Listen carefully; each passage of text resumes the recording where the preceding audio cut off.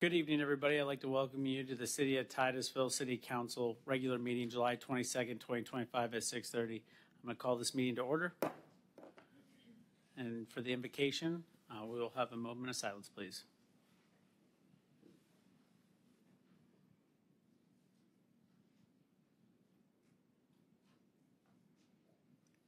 Thank you very much. Please stand for the Pledge of Allegiance.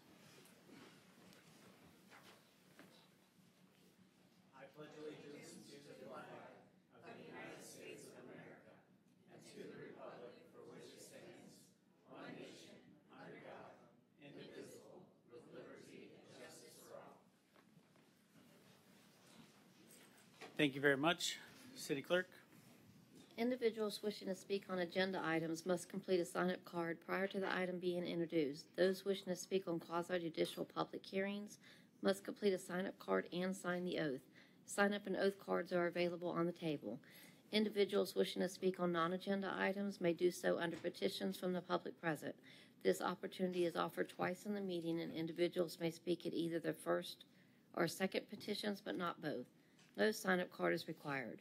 Citizens shall not comment on any issue more than once during the meeting. All comments except petitions and requests must address the pending issue, and citizens will be given 3 minutes to speak. Citizens wishing to speak on the consent agenda must submit a sign-up card identifying the items of interest. Each speaker shall be limited to 3 minutes to speak on the entire consent agenda. All sign-up cards and exhibits being submitted to City Council shall be placed in the box on the table. Thank you, City Clerk. Can I have a motion to approve the minutes? Move to approve the minutes of City Council meeting on May 27th at 6:30 and special City Council meeting on July 12th at 1 p.m. Second. I have a motion and I have a second. Any further council discussion? Seeing none, all those in favor say aye. Aye. Any opposed? Motion carries unanimously. Thank you very much. City Manager. Good evening, Mayor and Council. Under a special recognition of the presentations, we actually have one additional presentation. It's actually a three-part presentation on native plantings and incentives, tree canopy coverages in multifamily residential developments, and the critical root zone of trees. And we have our Community Development Director will be doing a presentation.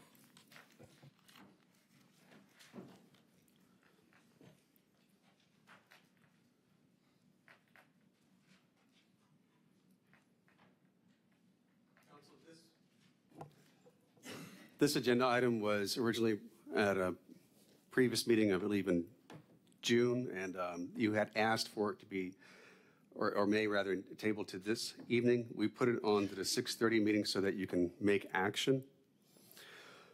The presentation I'm going to give you is just a synopsis of what was once given to the City Council several years ago related to the tree preservation ordinance that's currently in effect now. On page 70 of your packet, you'll see the ordinance that was adopted in 2021 that is currently governing. It was considered to be, or called, the compromise ordinance at that time. And I do have a presentation I'll give you. So this presentation, again, was generally given to you several years ago related to this ordinance with some revisions based on what's being proposed this evening. You received recommendations or requests from the Titusville Environmental Commission to make further changes to the tree ordinance. You approved those requests individually, and we were directed to draft 3 separate ordinances related to 3 separate requests from TEC. We have tried to work with the Environmental Commission on these 3 ordinances. The staff would like to come back to you to ask for further direction. Before I start, though, I do want to state that what I'm going to say to you is not a recommendation. I'm simply trying to give you some information related on what was requested, what we drafted, and what we discussed with TEC. And we do not have an opinion either way as to which way is a right way or a wrong way. What I did provide to you in the packet, and I will state today some things that I will say in support of and also not in support of in any particular direction on these ordinances. In 2019, council approved advisability to create the amendment to the current, or to create the new ordinance that we have currently in effect. It was adopted in 2021. It included mandatory preservation, increased penalties for untouchable trees. It was concerned about clear cutting, and it had a few quick wins in there, including administrative waivers for certain trees and less pavement in critical root zones. There was a timeline from 2019 all the way to 2021, so it was about really a 2.5-year effort at the time. There were many versions of that ordinance. If some members on the council maybe remember what happened. We had a first staff recommendation. We had a TEC version. We even had a Stuart Buchanan version, a compromise ordinance, a second staff recommendation, various versions, even one that was submitted by Mr. Woody Rice, former Director of Community Development. Then a Planning and Zoning Commission version. And then in 2021, September 9th, the council adopted a final version that we have in effect now. So we've been working with that ever since. The ordinance required, or it stated that a single-family subdivisions, including townhomes, meet minimum preserved vegetation and tree canopy requirements.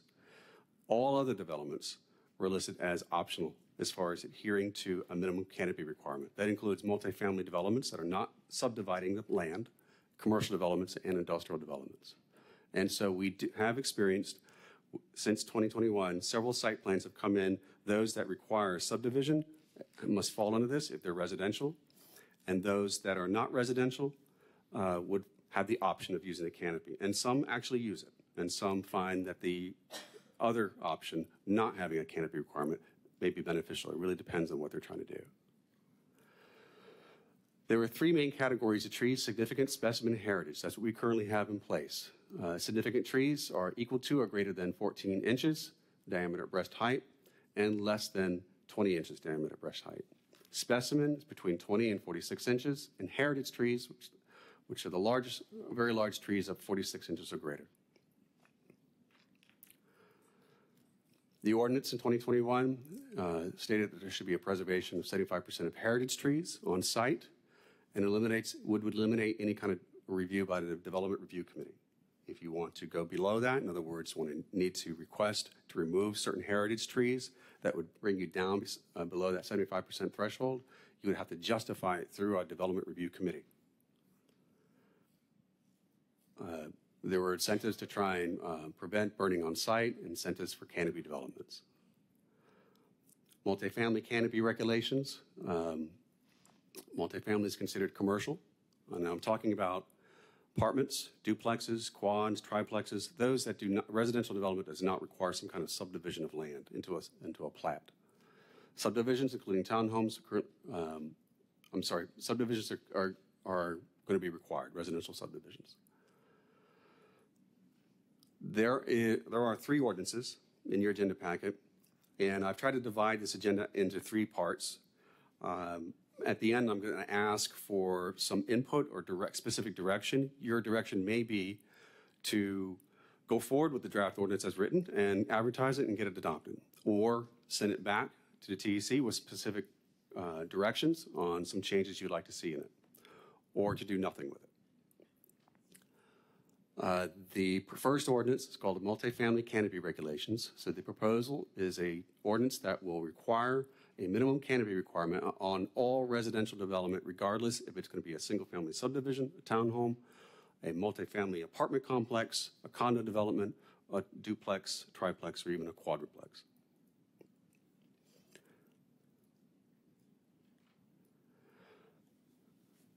Multifamily area requirements. Currently, there's a 20% canopy requirement with a minimum preservation of canopy area of 10%, and what is being proposed in the ordinance is a 25% canopy area with a minimum preserved canopy area of 15%.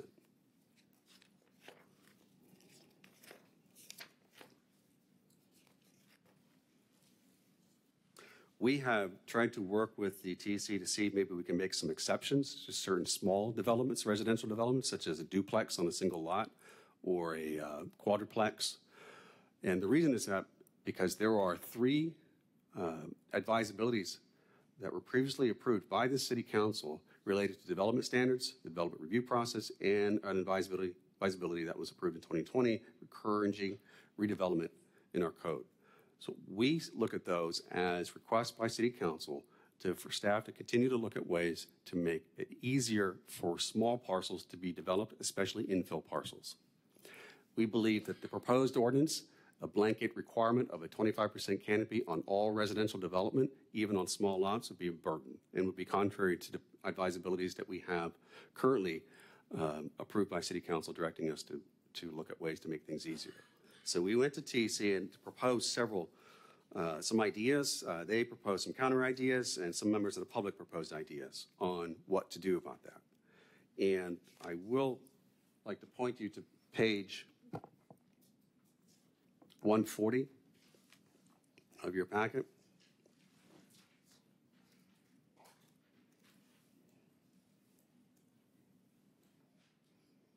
And I'm sorry, page 141. I'm not going to go through the whole ordinance. I just want to highlight one particular item.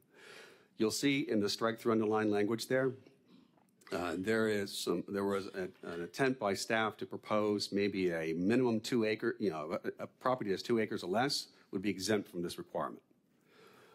There was some concern by several members of the TC on that, and there was even a suggestion by staff to maybe include a stipulation there, an exemption for multifamily development that is less than 50 units rather.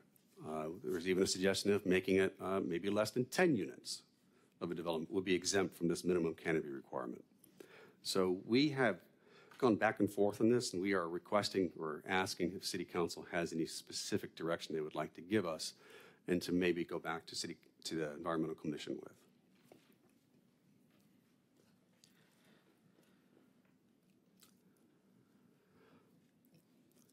On the next ordinance, critical root zone. The critical root zone, also called the tree protection zone, is a critical preservation of the tree. It's the area on the ground around the base of the tree. The general guideline, 1 foot diameter for each inch of diameter at breast height. The critical root zone should be increased for older trees and species with moderate to poor construction tolerance. Currently, critical root zone is calculated with a 2 foot diameter equals 3.1 square feet of area. If the area with 4 foot of diameter equals 12.6 square feet. The proposed ordinance would quadruple that in this scenario. So the area at the base of the tree, on the ground around the trunk, that is a critical root zone. That is the area that's supposed to be preserved. So if the developer is proposing to preserve that particular tree, that they'll have to identify the minimum area around that that's going to be preserved. An environmental commission submitted a request to you with your approval to look at that, and the proposed ordinance as written would quadruple that size, that area.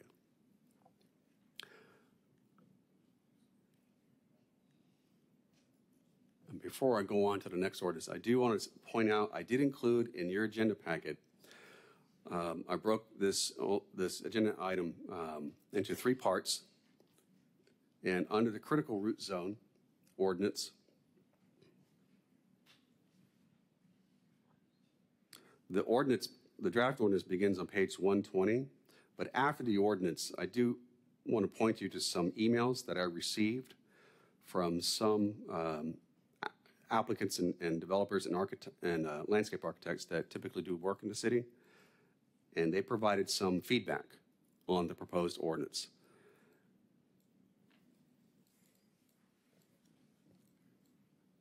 Including an email from the city's arborist, Jacob Begley, which begins on page 129, and the subsequent emails on page 131 and sub 1. And there's some information there for you to consider. I'm not going to go through all of that unless you have any questions. I can say this, that after speaking with Jacob Begley, there was a suggestion.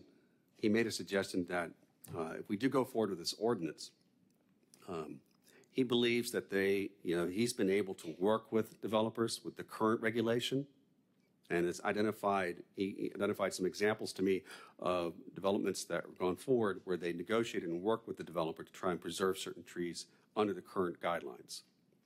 And of course, that critical root zone has to make sense for any particular species of tree. So yes, the city's code has a minimum threshold area, but when a developer suggests that I want to preserve this particular tree, and then we look at the species and look at the size of it, and we say, well, the critical root zone for that to survive has really got to be a little larger. Our arborist works with the developer on that. And sometimes we're successful and sometimes we're not. And then the developer may decide, well, I may have to remove that tree because I have no way of being able to preserve it. If we quadruple that size, the concern is that maybe the developer will consider that area, that particular tree, to not be feasible. There's no way I can preserve it because of the minimum requirement. That might not be true. I'm not here to tell you that that's going to be one way or the other. We don't have that experience because currently we do not have an ordinance that says a critical root zone has to be 4 times larger than what it currently is. I did include a report from a landscape architect with Kimberly Horn, who has worked with us in the past on other related ordinances, and she provided her analysis, the pros and cons of each of these ordinances for your input as well. Jacob Begley, though, our city's arborist, did suggest that if we go forward with this, then maybe we should consider some kind of compromise where we propose this new critical root zone for heritage trees and potentially for the smaller trees, maybe down to 36-inch DBH or larger. And those trees have a larger critical root zone versus all trees that would be proposed for preservation. On the third ordinance,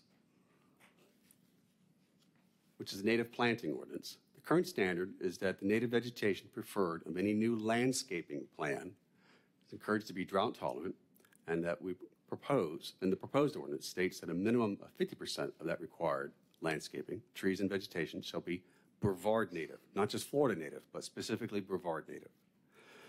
Last year, the City Council adopted an ordinance with TEC's recommendation and help to come up with a list of Brevard native vegetation that is encouraged for new development and new landscape plans. That's currently in our code right now, and so we work with developers on that. The new ordinance here will state that half all new landscaping of a landscape plan must be Brevard native. So they would have to select from that list to make sure that half of their plantings are Brevard native. Do want to remind you, though, that Section 163.045 of the Florida statutes right now allows a residential property owner to go ahead and remove a tree on their property without a permit, provided they get a letter from an arborist. Do want to remind you that Chapter 70 of the Florida statute talks about Burt-Harris Act and the Private Property Bill of Rights. And 163.3177, which was recently adopted a few years ago, required us to adopt a property rights element. The reason I'm bringing this up to you is any new regulation has to be justified. There has to be a reason for it.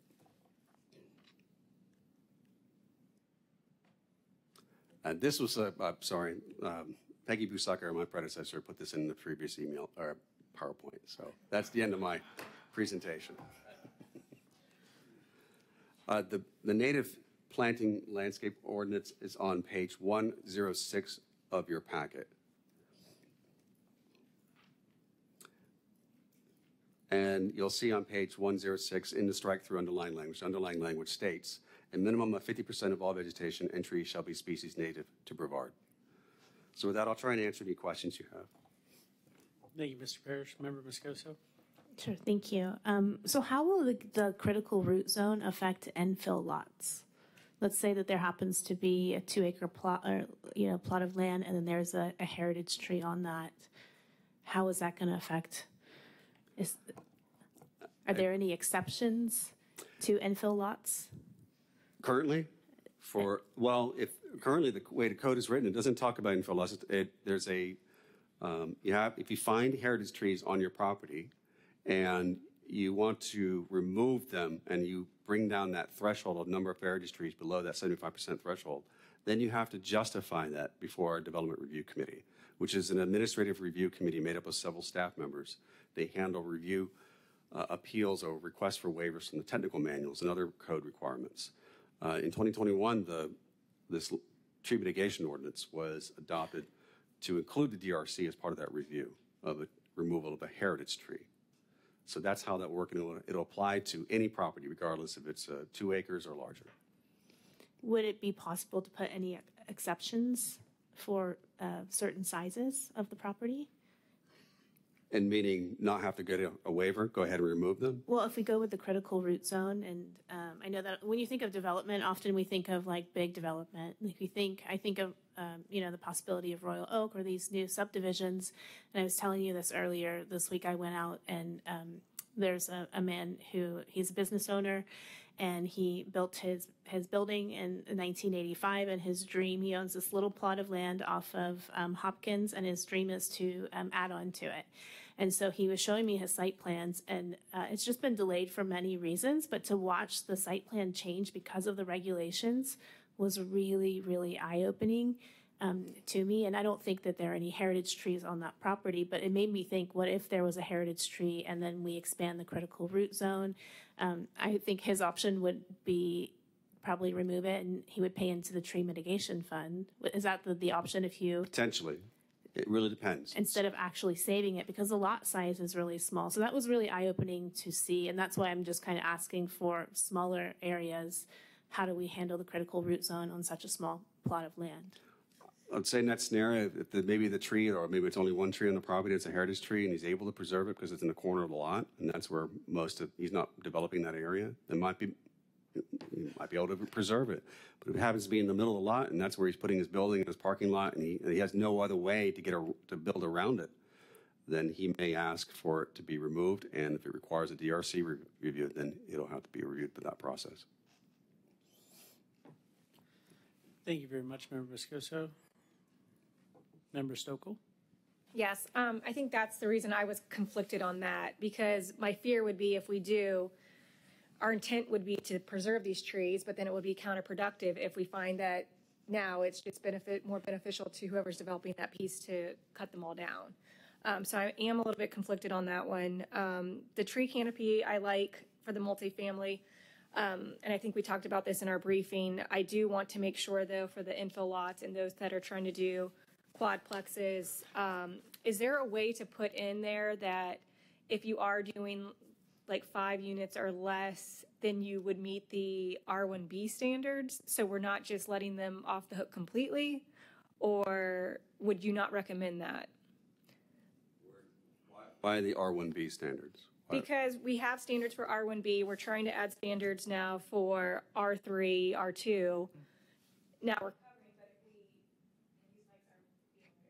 if we... The R1B is a single family. Correct. So that...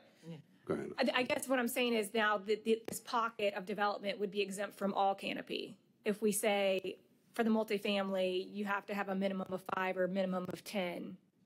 That's what I'm trying to get at. Is there a way to make sure that we're not exempting certain ones, or are you suggesting that we should, because those are going to primarily be infill lots? Yeah, we suggested an exemption for parcels that are 2 acres or less. Initially, that's what we proposed. To be exempt from this minimum canopy requirement, because that's 25%, it's a quarter of the property already for canopy. Yeah. But then we also countered with maybe development that is going to propose 50 units, residential units or less, regardless of the size of the property, would be exempt. Then it was we talked about maybe a proposal of 10 units or less would be exempt, regardless of the size of the property. So there's many ways it could be done. We're just trying to not conflict with your advisabilities about making things easier for those smaller properties. Yeah. The small developments, rather. Right, and I think that's at least my intent is to make sure we already have it for the R1B, which I think was what we did prior. And now we didn't have anything for multifamily, and I think we should. But then as we get, those infill lots, we don't want to, I feel like that's too restrictive. But I'd like them to do something, I guess. You had suggested 10 acres or less as an exemption. Okay. Is that what you're suggesting? No, that's not what I'm suggesting. I'm thinking, no. Mostly if they're trying to do a quadplex, like these infill lots that are small, and we had one come before us, and we want to make that easier, but I don't want to do a whole blanket where now we're making it easier for, instead of this is a way around it. So a quad would be 4 units in a building, so it could be stated that a development that is only proposing a quad or less would be exempt. Okay. And it's not based on the parcel size. That could be one suggestion. Would it be okay if they're a quad or less to meet the R1 standards? Quad is going to, that's a multifamily development. It's going to have to be in an R2 and R3 zoning district. So I mean, an R1B would not allow The it. tree canopy standards, would that be okay to do? To exempt them from the tree canopy requirement? Not to exempt them, but make them meet the R1 standards. There isn't a separate R1 standard for tree canopy. So right now, Not there, our current code, it's any single-family subdivision and townhomes, which are Yes, only allowed that's in what I mean. multifamily, yes. are required to meet that minimum requirement, the 20% canopy right now. Okay. For their whole development is what Yes, you're saying. Okay. correct. Okay, then I feel like that's kind of where I would lean toward. If it's 4 units or less, exempt them. It's a small, I think that would help with our infill, and then apply what you recommended for the increase in the tree canopy for multifamily. And then I'm not sure about the native plantings, how difficult it is to get Brevard native. What's the benefit of Brevard native versus Florida native? That one I'm just not sure on. Thank you. Member Nelson? I think I was okay. I talked to Brad yesterday, and my question was, why are we exempting, development on 2 acres or less? And he reminded me we still have our landscape requirements. You're still going to have trees. So it's not going to be, my vision was, oh my God, we're going to have a bare piece of property and no landscape, no trees, no anything. But he assured me that that was not the case. So I felt better about that. The critical, I think that's what you said. It is, yeah. I just want to clarify that these ordinances are not amending the landscape buffers or landscape yards. So a multifamily development would be required to put in a landscape yard and meet the minimum vegetation that's required in those currently. And that would include at least some trees, correct? I'm sorry? It would include some trees. Yes, yeah, there's a minimum planting requirement in those landscape yards, which all of those landscape yards on the perimeter of the property can count towards a minimum canopy anyway. But I just don't know if a small piece of property that's going to have to put in those landscape yards would meet the minimum 25% canopy that's being proposed. So I felt better at that point. One thing, I didn't have any problem with the native plantings. We have a list of what those native plants are, so I'm okay. There was a suggestion to lower the shrub height from 18 inches to 12 inches because apparently there are some plants that come in 3-gallon pots that are 12 inches, and they're Brevard natives, and apparently they're very popular, very hardy, very useful. And I didn't really have a problem with the tree canopy coverage. The critical root zone was what gave me the problem. And I just see, I would love to have a parking lot where I could pull in Publix and I'd have a big old oak tree and I could park underneath it. But given what that critical root zone is, I'm afraid that the developer's just going to come in and say, cut them all down. So I'm almost thinking we're better off having the planners negotiate. So that's my thought. Thank you, Member Nelson. Member Moscoso?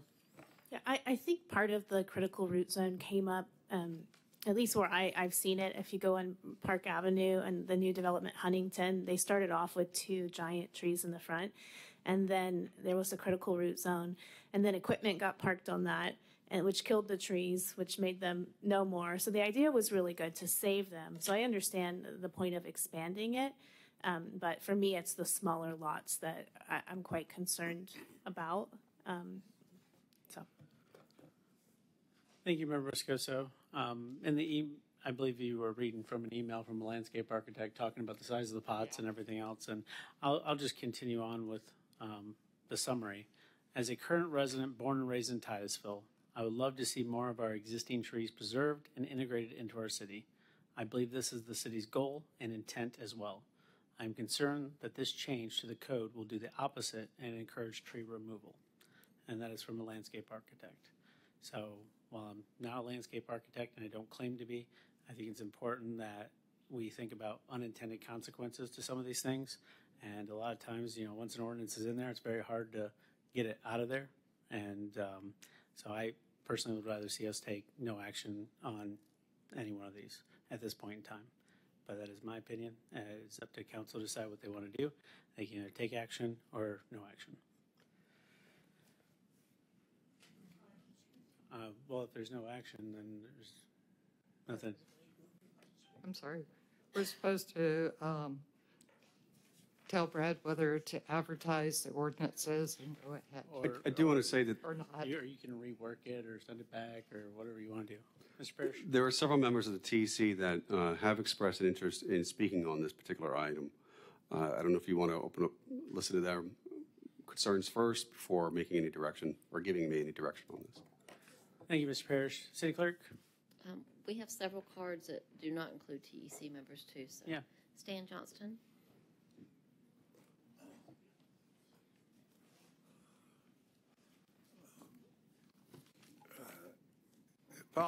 If possible, I'd like to have some extra time with this.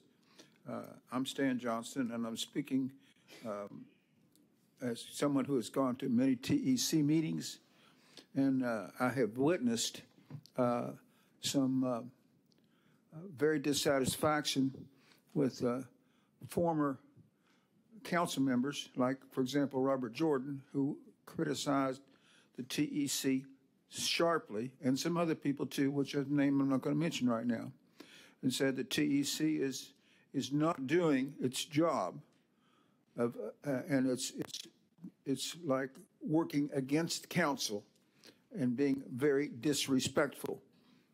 I object to that opinion by council, and I objected in many ways, which is the same as far as when the TEC asked for counsel regarding fencing of ponds that were polluted with sewage in Sandpoint Park. Would not respond, would not fence them, and so I saw children and adults playing in that piss and poop. I saw it. Mr. Johnson, we're talking about trees, please. Please don't interrupt me. We're talking about relationship with TEC, who's proposing this, and you're disrespecting them. Just like the council has continued to disrespect the TEC again and again and again. Just like spraying people with piss and poop. It's another disrespect of not only TEC, but of me, and as far as I'm concerned, of God. God would not want you to have it. As far as if Sodom and Gomorrah was a 10, I believe City of Titusville would be an 8. From that very one thing. Spraying our people with piss and poop. All right, Mr. Johnson. From my I'm toilet. going to have to ask you to sit down. I'm not going to sit down. Are you going to sit down? Because this is You need to what be you're on doing, the topic. TEC. We're talking about trees, critical root zones, tree canopies. Nothing what you said had anything to do with that. Okay, I'm Please going sit to down. ask for more time that you had just taken from me. Please sit down. Okay, what the TEC. You turned my time. You turned it off. No, I didn't. It's still red. They Okay. just don't work.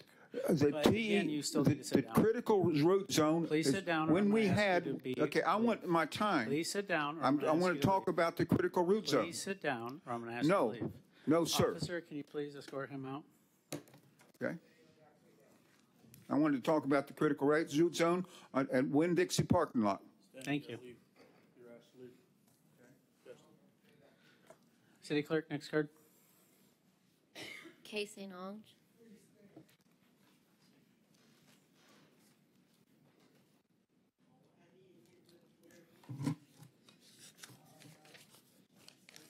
Can you please keep the Yes. comments down? We have people that are at the microphone ready to speak. Okay. I have some handouts, please.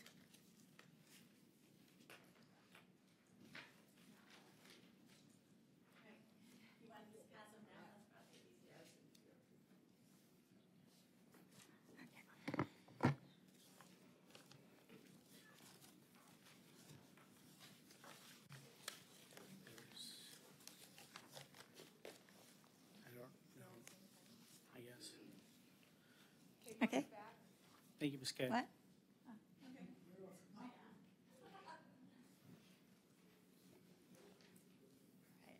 Kay St. Ange, Maryland Avenue. This is slide 11, which is page 61 of your package. And I was told that council would be advised that there is a missing word here. Current optional canopy is on this side. And this is the proposed requirements. But this is optional canopy for multifamily. Current code does not require multifamily developments to preserve any tree canopy.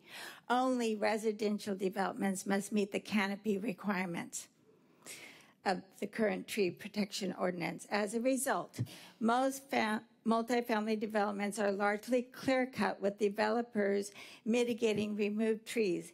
Any and all trees can be removed on these sites if mitigated. The city website indicates 19 site plans are under review for multifamily developments at this time, which includes 1,679 apartment, quadplex, townhome, and condo units on 130 acres. That's what's under review at this time. And that is under the current tree ordinance, that therefore no trees are required to be preserved, no canopy whatsoever. This has real consequences. Multifamily residents do not receive the same benefits from mature trees as subdivision residents. The preservation of mature canopy tree in multifamily complexes could reduce the temperatures 20 degrees. These multifamily neighborhoods are hotter, dustier, noisier, and ultimately less livable than the new subdivisions with required canopy of 25% of development area. Titusville ordinance should promote an equal quality of life for all residents, regardless of housing type. The proposed ordinance would require multifamily developments provide the same canopy area as subdivisions, 25% of the development area. Multifamily, the draft ordinance states that you are considering that multifamily projects 2 acres or less are excluded from canopy requirements in the proposed ordinance to encourage infill and reduce urban sprawl. We compromise in that regard because we had the same concern as you, Megan, Member Moscoso. We were concerned about these small lots. So therefore, the draft ordinance says that those that are sites are 2 acres or less. Thank you, Ms. Kay. Okay. Appreciate it. City Clerk? I did spend a lot of time passing I these know. things out and correcting. I'm sorry. I didn't start the clock. Michael Browning.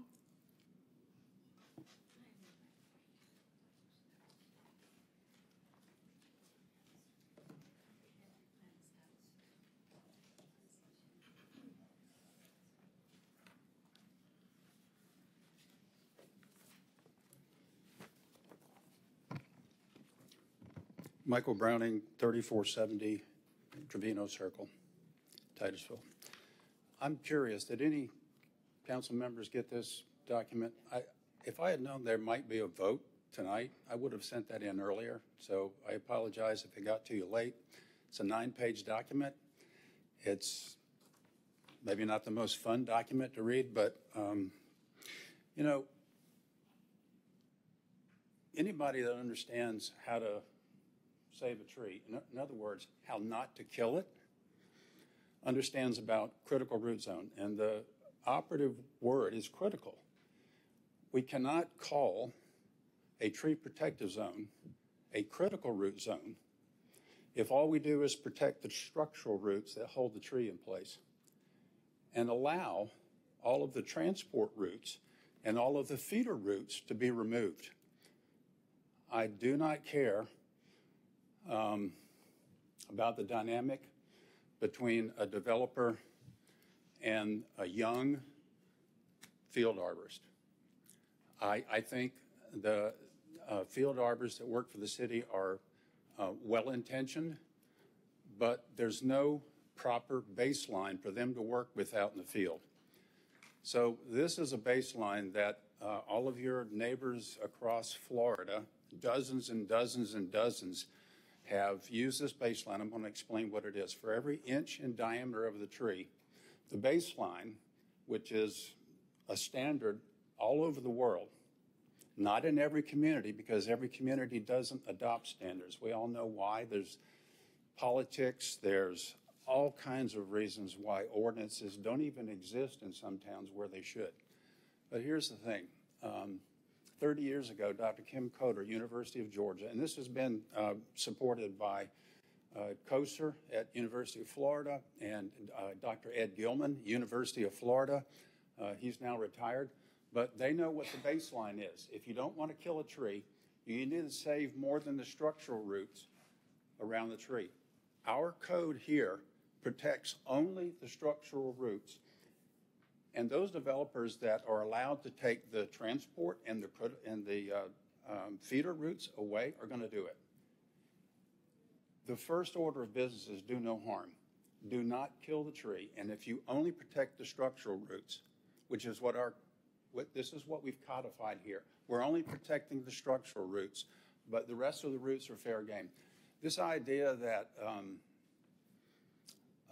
it's restrictive to developers is the wrong question. That is a secondary question. The first order of business is to do no harm. Do not kill the tree. Thank you very much, sir. Can I ask one quick question? Yeah, Member Stovall. I think we all agree that ideally we would like to save a tree and the what you're talking about, however far it goes out. My question would be, is it better to not keep what we currently have, or we implement this and then more trees go down? Because my thinking is I'd rather at least save the tree, and maybe we don't save that full diameter and it will still be able to thrive, versus we just get rid of the tree altogether. And that's my fear of what will happen as a developer. If I'm coming in and I see this and I can't build, or it's impeding me, I'm going to have to take it down. Whereas right now, they may be able to preserve them. So I hear what you're saying is, I think our intent and what we would want is do no harm, but the reality of the situation, if I can't develop my property because it's too big, I'm not really, you know what I'm saying? Trees and building envelopes may have to come down. We get that. Okay. We get that. Quality growth, though, requires you to our code says try to save, if the trees are there, try to save 15% of existing trees, if you can, and we're focused on the larger trees, right? Now, the standards allow you to do less of a critical root zone for small trees, but when you talk about mature trees, the standards say that the critical root zone or tree protection zone should increase as well. Okay, I'm not going to get into the science of that, but I do not buy the argument that's being put out by some local landscape architects and developers that this is going to cause more trees to go down. I don't buy that. That's a secondary question. Try to save the valuable trees that the code requires, okay, if you can. If it's in the middle of the building envelope, that heritage tree may have to come down. I get that. I've worked as a landscape architect in an arborist division that every single day, big trees sometimes have to come down. The building program, the floor area ratio is allowed by zoning, so the tree may be in the wrong place. We know trees are going to come down, but if you're actually going to try to save that 15% of existing trees, you have to give that percentage a chance. And when you only save the structural roots, those trees are going to decline. And then what's going to happen?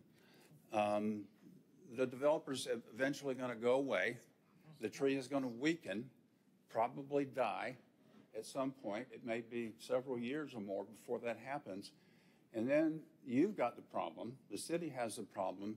The local residents have the problem of storm debris unnecessarily being produced by a tree whose roots were not saved. Did he answer your question? So the first question, did I answer your question? The first question is save the tree if you can. The second question about how restrictive you are by saving trees, that's a secondary question. You answer that after you try to, make a good faith effort to save trees. Thank you very much, sir. Member Nelson. I think this gentleman back here wanted to yield his time to Mr. Brown. This gentleman back here. Thank you. I mean, I used- I think he. If that's okay. did Is you that put it in the correct? card? Mr. Burdette is giving me his time. Okay. If it's appropriate, if it's not, I'll sit down. Or if you have any more questions, I'll be glad to try and answer them. But Well, I did have another question. City Clerk, you can go ahead.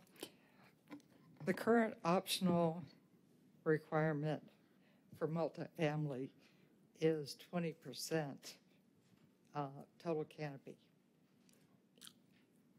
Is that too restrictive? To me, it isn't. Total canopy area is 20%.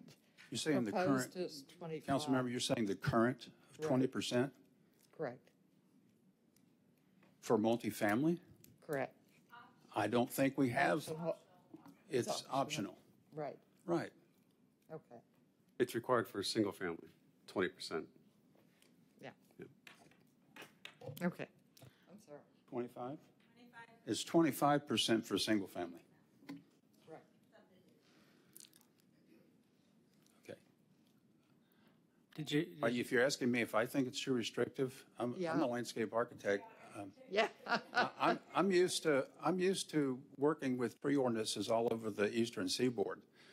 If it says 20%, I try to get 20%, and if I physically can't do it, I'll explain it and probably get an exemption or work with the builder or developer or my client, whoever that is, to work the building program around a little bit. That's part of the process in trying to save trees and work with the ordinance that you're given when you run around the country trying to, produce plans and meet and be compliant with the ordinance. Okay, thank you. Yes, thank you for listening to me. I appreciate it. Thank you very much, sir. City Clerk? Laura Lee Thompson.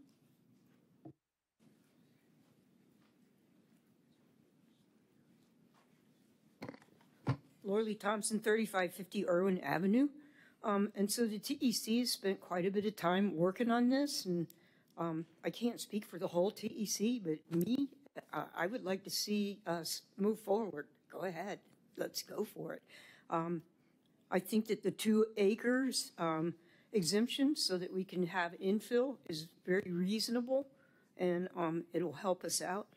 As far as the native plant, there's been a lot of talk and over time, saying that native plants are hard to find, that the nurseries don't have them, and that might have been the case.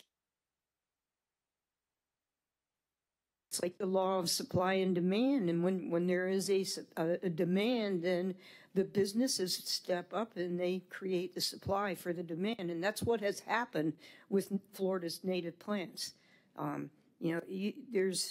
There's nurseries over in the central part of the state that go on for miles and miles and miles that have all kinds of native plants. No longer an option.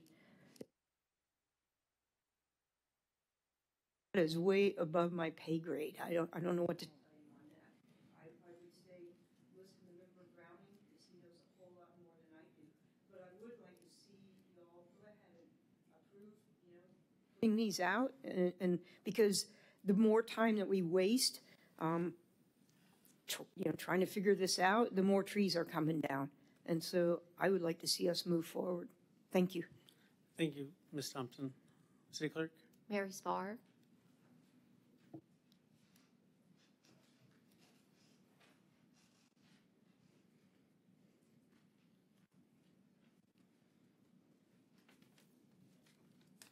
Good evening.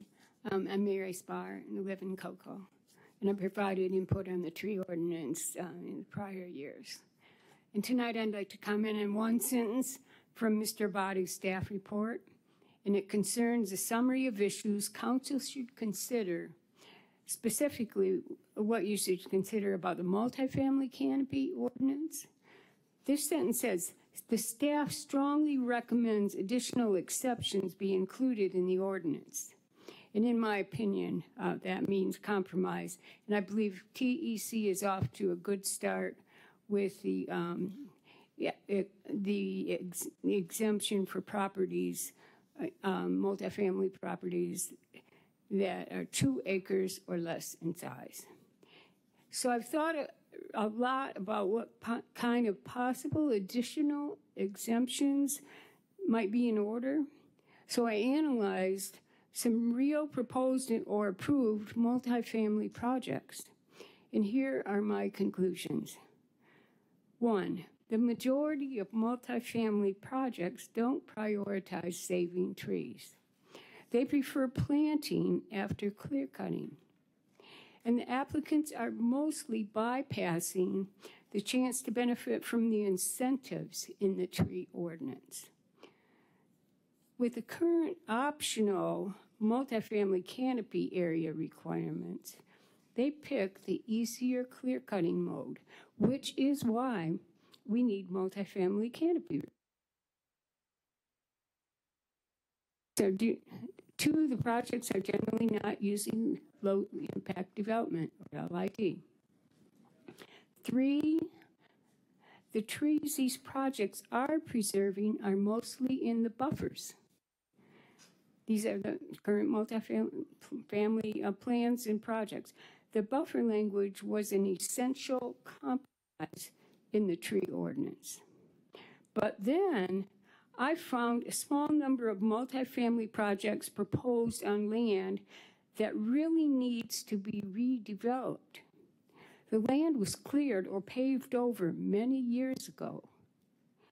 There are a very small number of such projects. The land has just been sitting there for many years in a blighted state with very few or no trees remaining, and any new preserved canopy requirement might be just another reason to bypass trying to develop the property. So, a reduction in the preserved canopy area requirement for these properties would help promote beneficial redevelopment. Thank you very much. Okay.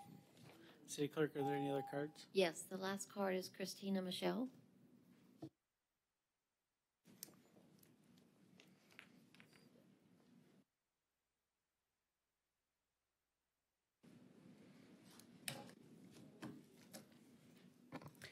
Sunflow by Christina Michelle.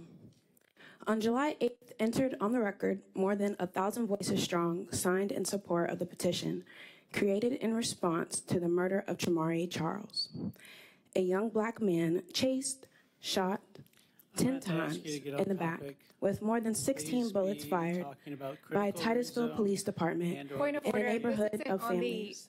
are you talking about the native plants? Yes, I am. You're interrupting my protected speech. I would like more time. People are a lot like plants. Hello? Okay, just checking. People need to be poured into, watered, cared for. People are a lot like trees with roots that run deep, forming a network of connections necessary for all other systems to work, including breathing.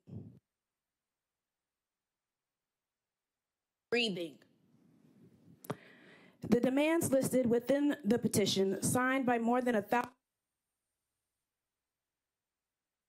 the community in the aftermath of the police-involved killing of Chamari Charles on February 7th, 2025, here in Titusville, Florida. Please get on topic.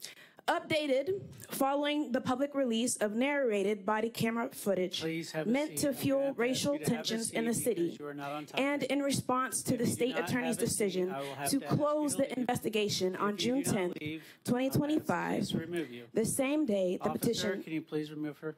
Did you read the demands? I still have a minute. Yes. You're talking about nature. Thank you. I would like a community garden. Ma'am, you gotta Thank leave. you.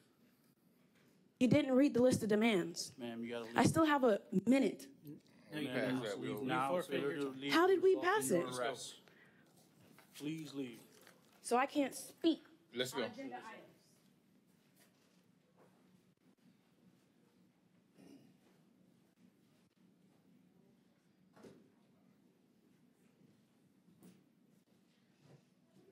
Clerk, are there any other cards?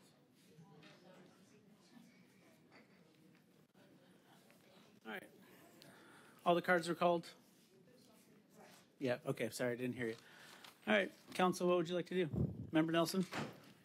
I'd like to advertise ordinances and go ahead and schedule the hearing. I'll second.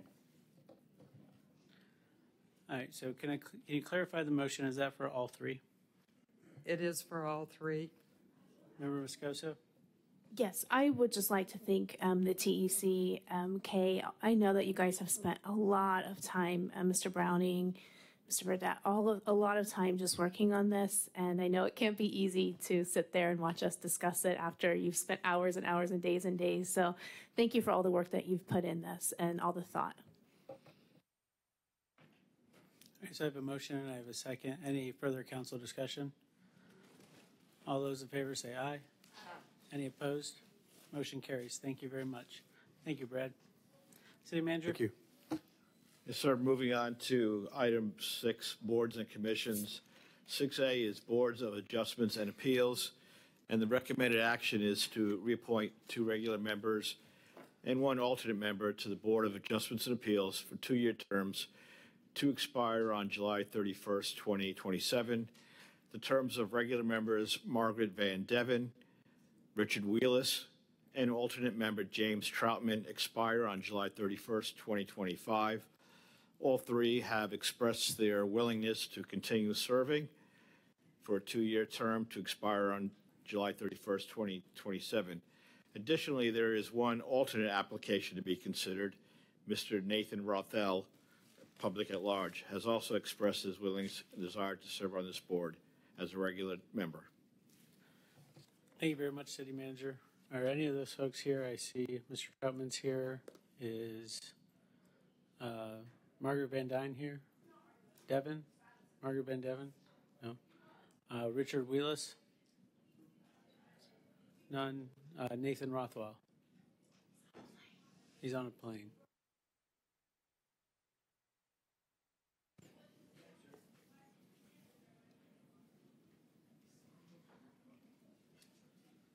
How are y'all doing this evening?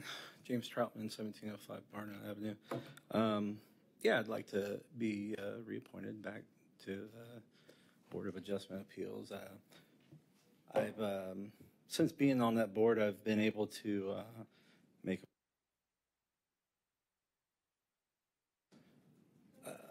the rules change, I guess, as far as like alternate members being able to talk, things like that, have discussion, build experience. I've also had the experience to be able to sit on the board in an absence situation in which we were able to help out chairs, the children's chairs, get their roof and things like that. So definitely a lot of good things coming out of that. And yeah, I'd like to still stay a part of that.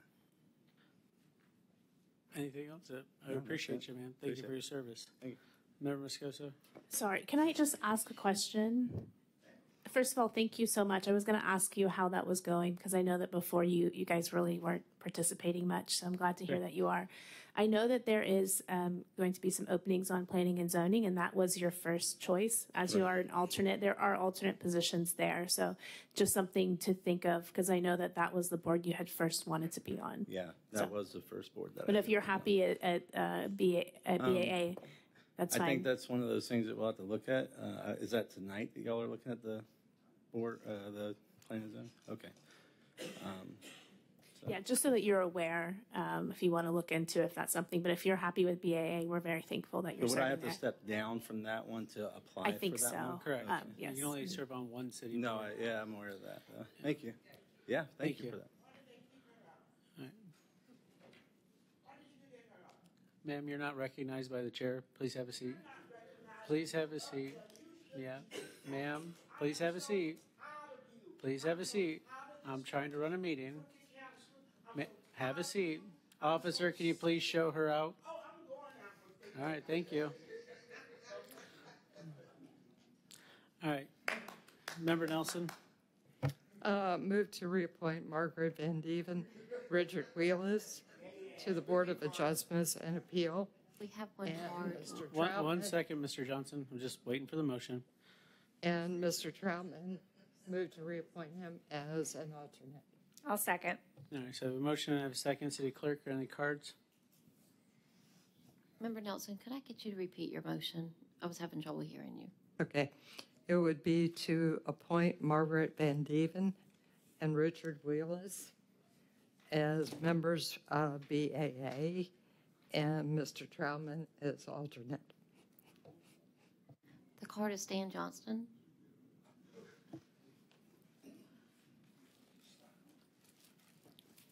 Put my uniform on here. I just came back from the I was being removed from City Hall, and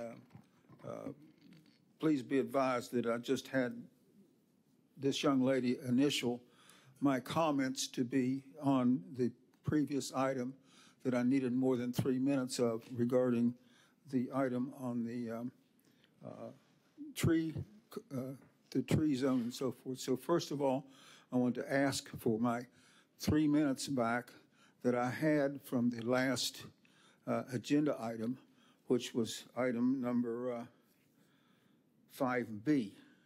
Mr. Johnson, we were talking about the appointments to Board of Adjustments. Okay, so you're not going to give me my time on that? We're Yes. talking about the Boards of Adjustments and Okay, Appeals. all right, so you don't give me my time. All right, so now we're on the Board of Adjustments and Appeals, which I've been through a number of times. And I'm here that I'm to say that is that when you do this for boards and adjustment is when I go to boards and adjustments, they follow the rules and order, Robert's Rules and Order, and give people the proper time. And the people that are right now who are you're considering it, I want to praise them for especially for Mr. Wheelis, because he's sacrificing quite a bit, following the rules, which this council is not doing. They follow the rules. They're strict. Mr. Wheelis is strict, and he's a good man. He needs to be put back into this. I recommend that you do keep him there for the boards and commissions of this. What do you call it? The appeals and what is it? You know, like variances and so forth. So I would like you to do that, and I'm just announcing this is that they would have given me my time, not like this council, which I'm going to complain about. You didn't give me my 3 minutes, and I even asked for extra time, and I was removed from the council meeting. I wasn't arrested, and I told them if they removed me from the building, I would also tell my attorney that. So please be advised that you will receive a notice from my attorney suing the city for violation of the Sunshine Law. Thank you. Thank you. City Clerk, any other cards? Yes, sir. All right. I have a motion. I have a second. All those in favor say aye. Aye. Any opposed? Motion carries. Thank you very much. City Manager. We're moving on to 6B, Historic Preservation Board Semi-Annual Report. And the written report is included in the agenda packet. And Ms. Tony Shefflow will also do a brief presentation. Thank you. Believing that your board reports are important to be heard, not only read. Sue Williams, who was nominated as the Employee of the Month, did an excellent, very thorough report in your packet. I'm only going to touch on a few highlights for you, just to bring some joy into the room. The Historic Preservation Board chose to pursue a grant to build on our Joinerville and Beyond report by developing a branding and education program. The grant will be utilized to develop an interpretive sign program, creating recognizable and consistent design to highlight historic African American heritage sites, events, and resources. We will create a walking tour brochure and update the Explore Titusville interactive online map application. Some of these resources or structures might still be in existence, while others, most others, have been lost through demolition and urban renewal projects. The Historic Preservation Board developed a recognition program for historic buildings that don't have to go through the process of being designated and all of that it implies, the expense and the restrictions. So what we did was we created a program, Recognition Without Designation. Over several meetings, the board refined the recognition process, created criteria forms, and held roundtable discussions to select properties. Each board member nominated 2 properties, and 4 were selected: the Launch Now, Moonlight Drive-In, 806 Olive Avenue, and the 1200 Riverside Drive. The selected properties were recognized at our annual meeting in May and was presented to City Council at your last meeting, July 8th. A highlight of the annual workshop was a community panel featuring Mr. Sammy Lincoln, a legacy business owner in our community, and Mr. Kirk Davis, a local historian who serves on the board, who talked about the legacy of local Black-owned businesses and the role of South Street as a commercial and cultural center for Titusville's African-American population. Unfortunately, about all that's left now is blues and Lynn Golden's boutique shop. Workshop attendees were encouraged to contribute their own stories, memories, and reflections about life in the Joinerville area. This input continues to shape the Joinerville and Beyond Project's commitment to community-driven preservation. And the paint wars were not continued with the Historic Preservation Board when we heard and approved Case COA 2/2025, an application for Certificate of Appropriateness to authorize a new color scheme in our downtown historic district. Fortunately, they chose a very Florida-tropic and historically appropriate color scheme, and we approved it. So look forward to that in the old art gallery space and the is it Wild Dance? It's the dance studio that's there. Several of your Historic Preservation Board members have become ambassadors for the city of Titusville. I recently attended the Florida Historic Trust's Preservation on Main Street conference, and next you're going to be asked to allow Kirk Davis, a member and a local historian, to attend the 2025 American Planning Conference in Daytona Beach in September. They're asking for travel for him so that he can present to the American Planning Conference a session on our Joinerville and Beyond project. So this Joinerville project is an ongoing process and project that is trying to involve our community in very meaningful ways, and also honoring the legacy and the past and preserving what we can of that. But we're also looking into other areas of town too, so look forward to our next semi-annual report for what we can do further for preserving the beauty of the city of Titusville. Thank you. Thank you, Ms. Shiplow. All right, City Manager. Moving on to 6C. There's no action item, Mr. Johnson. City Manager. And we have approved the travel request for Mr. Kirk Davis to attend the 2025 American Planning Conference on Thursday, September 18th, 2025, in Daytona Beach to be a speaker regarding the Joinerville and Beyond project. The estimated cost is $792.53, and per travel policy 1-1, travel by a board member over $500 must be approved by City Council. Thank you, City Manager. City Clerk. Stan Johnston.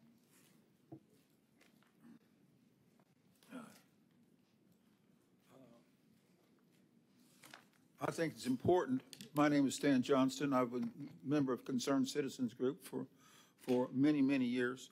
That's a black group, mainly black group. There's a few white people. Sometimes I'm ashamed to say I'm white, considering what happens to the black people here. That's what I tell my wife. You know, I'm all kinds of persecution and harassment I have, and I say, thank God I'm not black, because they get it.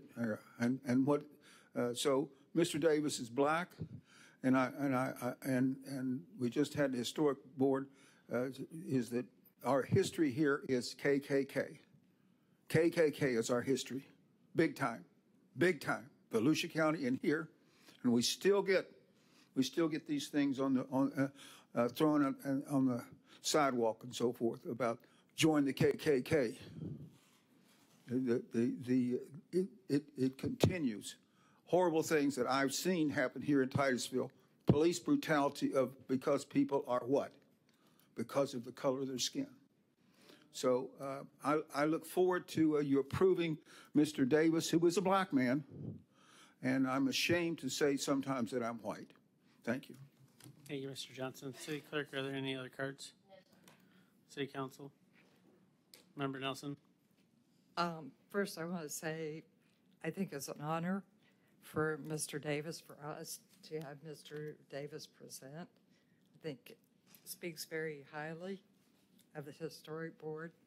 So I would move to approve the travel request for Mr. Davis to attend the 2025 American Planning Conference, September 18th. Second. I have a motion and I have a second. Any further council discussion? Seeing none, all those in favor say aye. Aye. All opposed?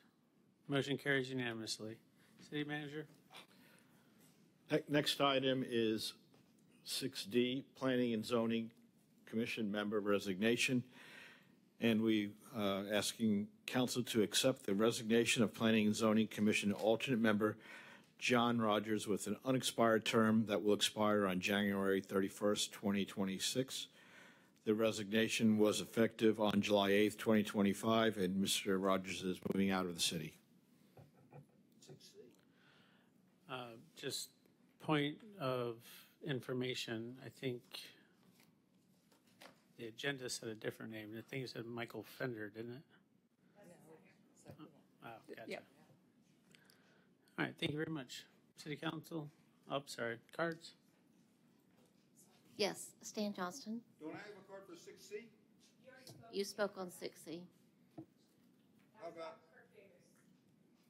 6D?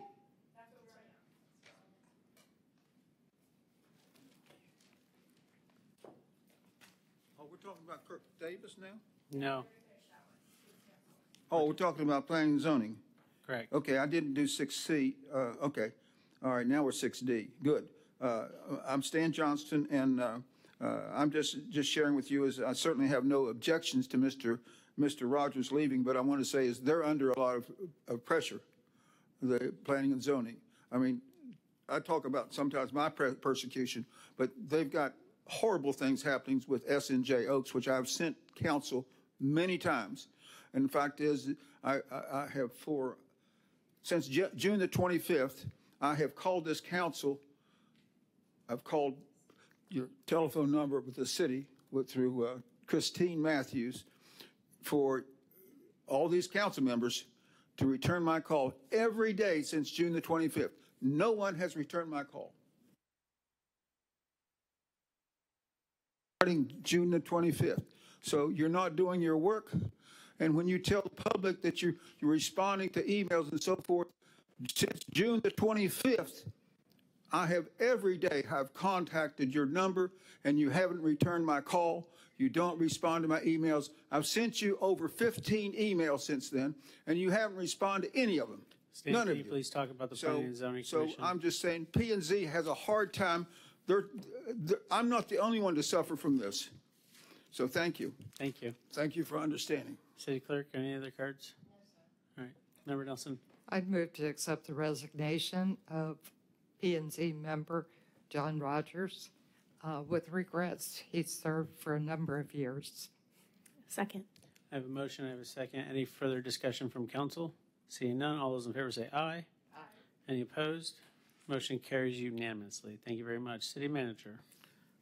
The last item is E, Planning and Zoning Commission, and this is to acknowledge the receipt of a memo from the chairperson of the Planning and Zoning Commission announcing the removal of Michael Fendler as an alternate member with an unexpired term that will expire on January 31st, 2027. Thank you very much. City Clerk. Stan Johnston.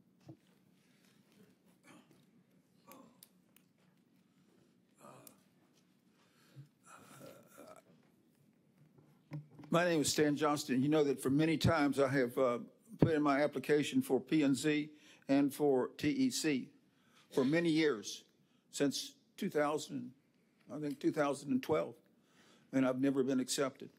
So if someone is leaving, I have sympathy for them, because the mistreatment that this council gives to P&Z, to TEC, and to other groups, because you're just not doing your job. And if you would read your emails, you would understand is that it's horrible. Fact is, for your misconduct, I've even contacted the FBI. I'm fed up with you. So it's gone beyond Governor DeSantis. It's gone beyond Will Shiner. It's gone to the FBI. If you would read your emails, you would know that. And you don't respond. So I'm telling you, I'm sending all the information, what you guys are doing, to the FBI. And what do? You don't do nothing. You ignore it completely. I have no sympathy for you. Thank you. Bye. Thank you. Member Nelson. I move to acknowledge the receipt of the memo from P&Z and the removal of Mike Findler as an alternate member. Second. I have a motion and I have a second. Any further discussion from council? All those in favor say aye. Aye. All opposed? Motion carries unanimously. Thank you very much. And I believe we are now on to petitions and requests from the public for present non-agenda items.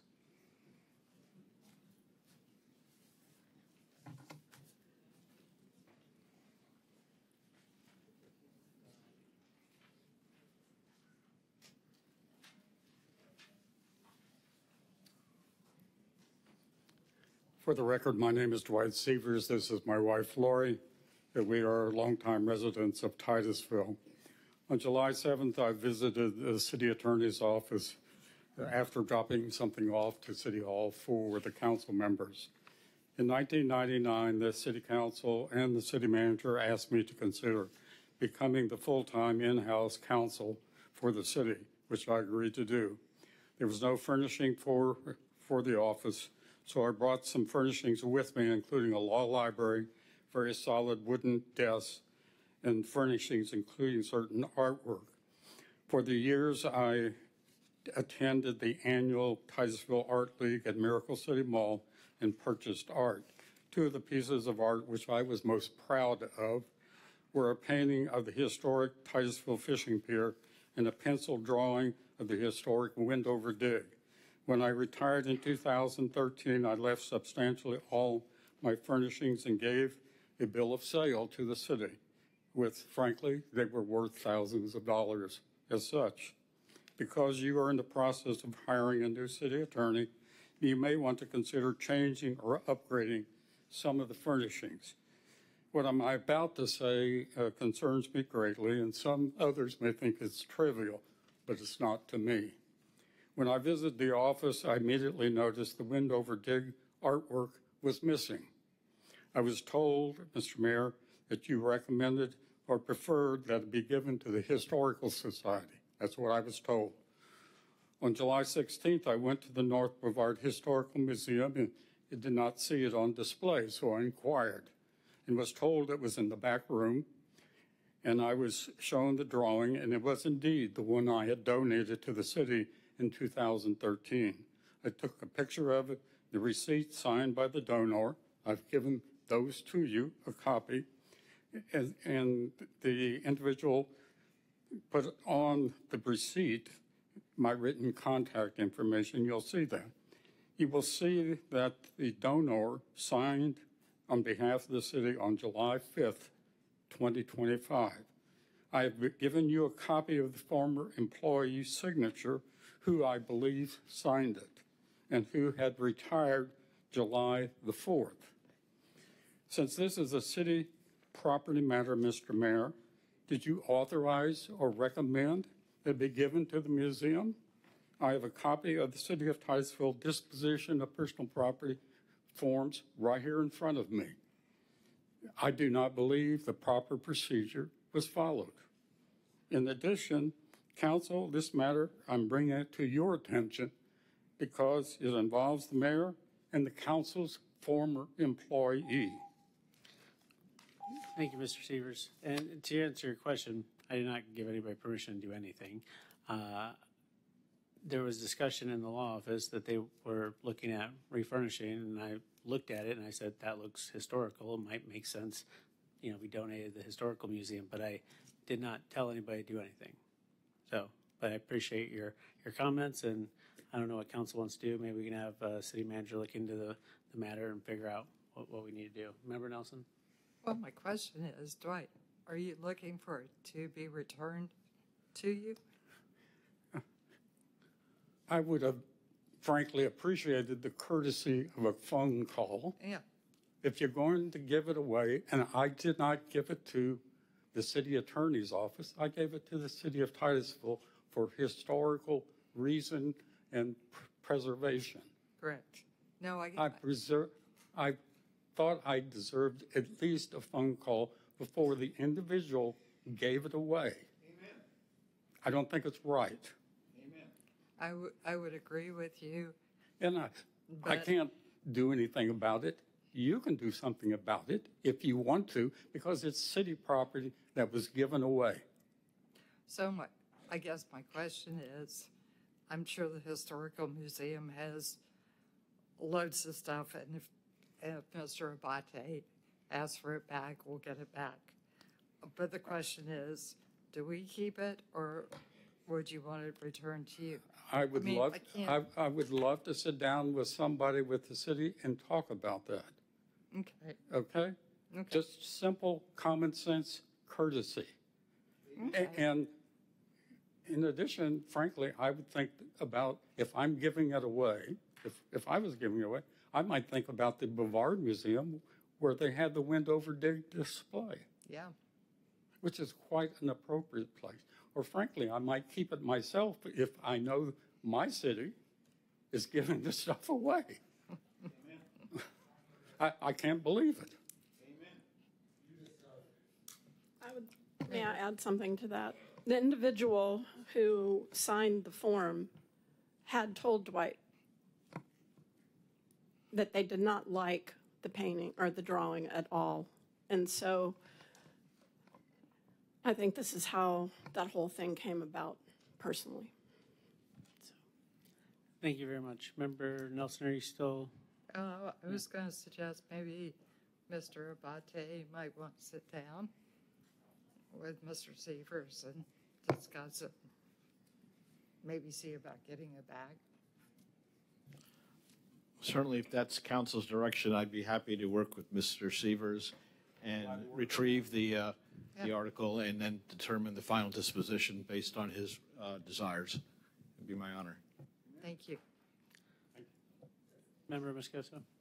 Yes, thank you. I was going to recommend the same. And then on behalf of the council, I want to apologize. I'm not sure many of us knew, but thank you for that donation. And I'm very sorry it happened this way, and we'll do what we can to rectify it.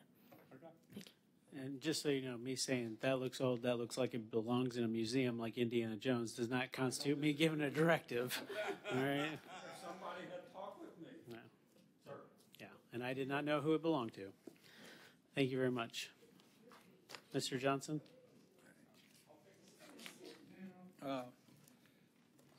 My name is Stan Johnston, and I'm very concerned about what's going on with my life. I've been here for over 50 years. In fact, I came here first in 1952, and I visited Florida many times on vacation. So I've been here since 1970, and I don't get any respect. I don't expect to. You don't have to respect me. But what I would like you to do is don't take the piss and poop that I put in my toilet and spray it on my friends at Sandpoint Park and Spaceview Park and on vehicles in US 1 and Max Brewer Causeway. Don't do it. I don't do it. Fact is, I think this is horrible. This is horrible that you approved it. 4 out of 5 council members, and I've asked Ms. Megan here repeatedly. I said, talk to city manager, even before Tom was here. What's going on? How can possibly other council members say it's okay to spray people with piss and poop? She doesn't give me an answer. She won't do it. I think she's ashamed. I think she can't do it. She's afraid. She's scared. Megan, Moscoso is scared to talk to the city manager about this issue. I'm ashamed of her. And I'm ashamed of Kevin Cook. He's afraid too. He doesn't want to tell you what he knows is the truth. The truth is that you guys are scum. You're scum when you take my piss and poop from my toilet and spray it on people. That's scum. We got 4 out of 5 council members that are nothing but scum. Let me put you the truth. And so Lord, I'm just going in prayer. Lord, I just pray. I pray that your will be done in this situation. In this case, 4 out of 5 council members are disobeying your law, and that is harming people by piss and poop sprayed on them beginning December 2020. And Mr. Cook, he won't even give his opinion, and Mr. Abadi won't even ask him, it sounds like, because he's afraid, because what it's done is the city is scum. City of Titusville, Lord, the city of Titusville is the only city in the world that deliberately sprays people with piss and poop. Women, children, babies. My piss and poop. I don't want it in there. I don't want my piss and poop sprayed on people anymore. I want you guys to repent your sins. Tell us the truth. The truth is that you guys are it's simple logic. It's common sense. Don't spray people with piss and poop. You're the only few people in the world that believe it's okay to do it. Only few people in the world. This excuse about saying DEP, it says it's okay to do it. They're not saying it. They didn't know you were spraying people with piss and poop. And it's not good. Lord, please help us. Please help us. I don't know what we want justice. We want truth and justice. And you can do it, Lord. We've had it here. Thank you, sir. Ask more time. No. Okay. Thank you. Amen. Petitions or requests from the public, non-agenda items?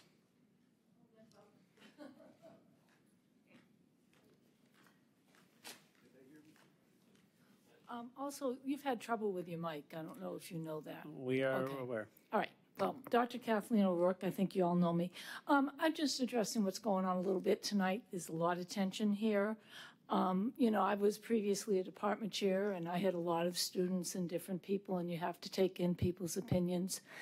And I think right now that some members of the council, and particularly the mayor, are trying to respond by controlling this a little bit more. And I know where that comes from a bit, but the problem is the residents ultimately are really frustrated here. That's going on. And when people say things like there's a circus and everybody's misbehaving here, you're missing the whole point. People are really, really frustrated.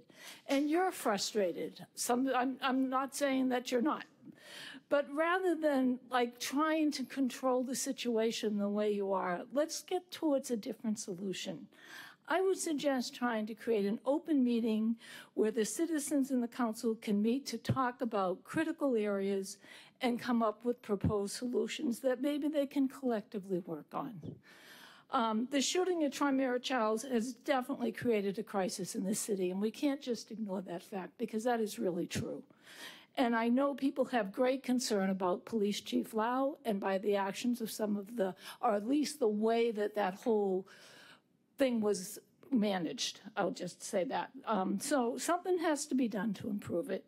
You're the leaders. I mean, that's what your role is. So show leadership now when it's needed and work out to get a practical approach to improve communication with all members of our community, because the way it's going right now isn't really working. So you need to look at some other way to do this.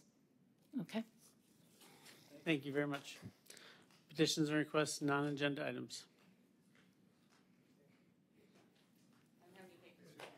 Sorry. I usually come with some interesting historical stuff. So, Melinda Villan, historic Indian River City neighborhood. And I want to thank you.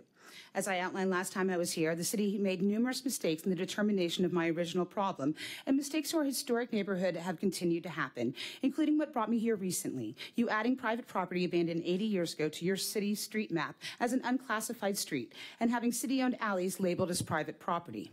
Yes, despite the fact that you told me for almost a year that 48-foot freight trucks from a business can back up down a dead-end alley and use the street in front of 3 houses in the residential zone as their loading and unloading zone, one of those houses being over 100 years old, by the way, when there was a 2017 code against it the entire time, I thank you. And even though now I have to live with an unpermitted curb cut to the alley from a business that should never have been there according to your use table and is an M1 industrial use according to your Chamber of Commerce, a curb cut that now makes the alley only about 12 feet across and was not there when we bought our property, I thank you. Because of you making me so mad, I have fallen in love with the history of our town. My hobby is now reading 100-year-old Titusville newspapers for fun. I volunteer my time at a local historical organization. I want to sit on your historical board when my kid is older. Although Tony told me that somebody's going to probably have to die off first before I get the opportunity to do that. I have loved learning more about our history, especially the concentration in IRC, the Titusville Fruit and Farmland Company, E.W. Ellis, and the Addison Ellis Canal. I want to come to meetings and tell stories to interest people in our history, but I can't do that until you protect one of your oldest neighborhoods, like you promised to do in 2012. I will gladly give a historic tour of IRC to any city employee or board member who would like. And I couldn't offer that tour without you violating your codes, comprehensive plan, zoning, use table, neighborhood plan, and allowing an unpermitted curb cut to stay because it was only a little bit. So, once again, thank you, because I love learning about our town history. It really is fascinating. So this is my ask today. I ask that one of you please direct the city to put in writing that they are allowing the unpermitted curb cut that cut into the paved portion of the alleys to stay, because there is an 11-year-old open code violation of a curb cut to the alley from Birch to Acorn that has become a permanent easement, and I don't want that to happen to my alley too. According to your LDRs, alleys shall be 20 feet across. I previously provided you with historical aerial photos that show the alleys south of Knox Cray have not been 20 feet across since at least 1965, and that is mostly from curb cuts, driveway cuts to the residential zone, including my property. Also, any alley easements to commercial properties in the residential zone is a violation of the neighborhood plan, which means a violation of your comprehensive plan. But once again, I thank you. And I have a couple seconds. Congratulations, Mr. Abate. Thank you. Mr. Abate and Megan are the only two people who have ever met me down at my property to see how absolutely weird my problem is. Thank you. Thank you. Member Nelson? Member Nelson? Well, I was going to see if Tom would take me down to your property and let you explain it. Because when we're up here, it's just very... I know, and that's why I'm sort of, and you guys saw, it is a weird situation that I have. And so I'm eternally grateful. I hope to meet with Brad and maybe Kevin and you again soon to get some sort of solution to this. Okay. I'd love to go down. I'm familiar with the area, but I'm, you've got 3 minutes, so it's very hard to understand everything. Well, I would love, if you would like to come down, I would love to give you a historic tour. I'm pretty sure I sent you an email to schedule that. I didn't, maybe it didn't come through on my end. I will look into my spam stuff. Thank you. I would absolutely love to, and you know that. Spam happens. Yeah, I know. Petitions and requests, non-agenda items.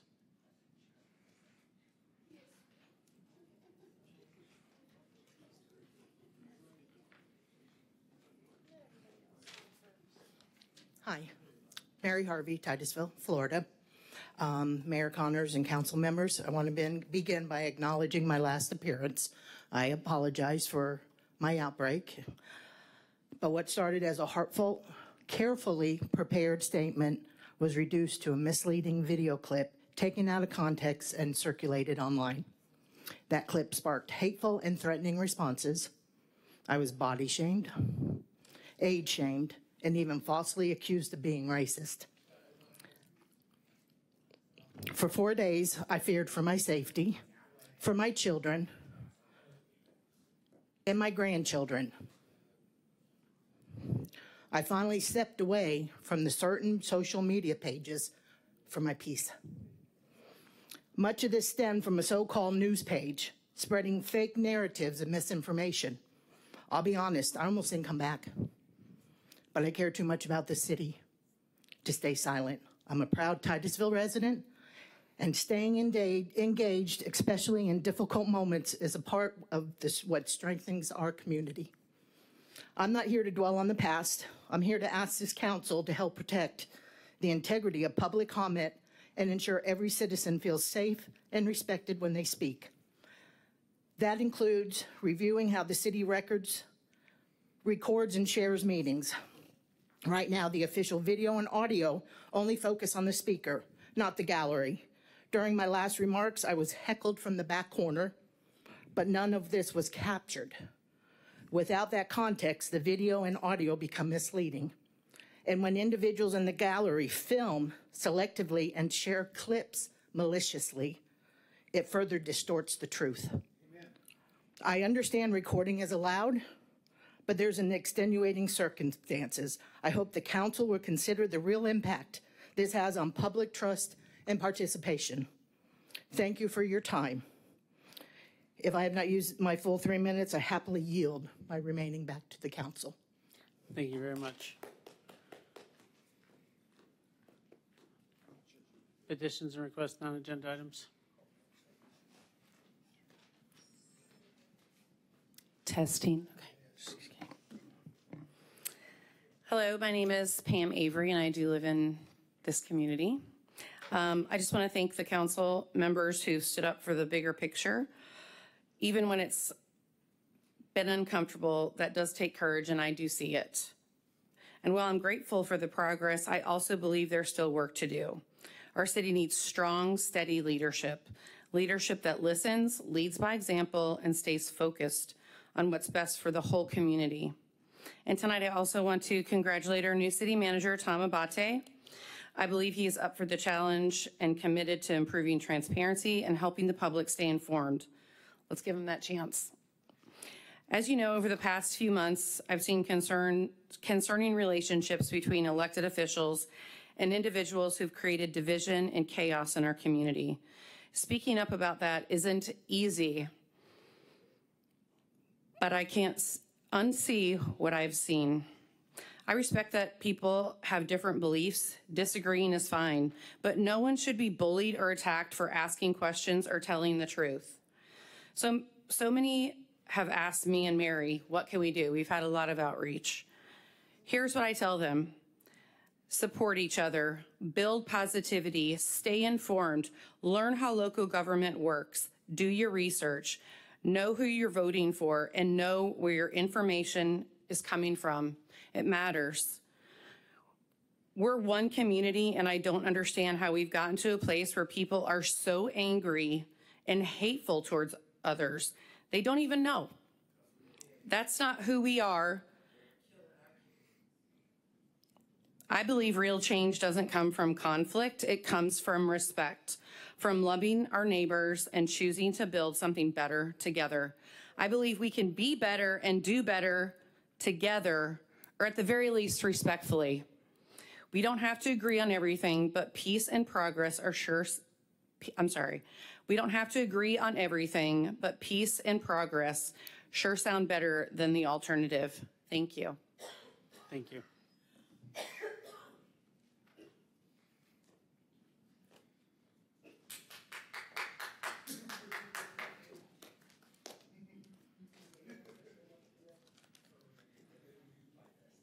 Please be respectful while somebody has the floor. You can start my time over.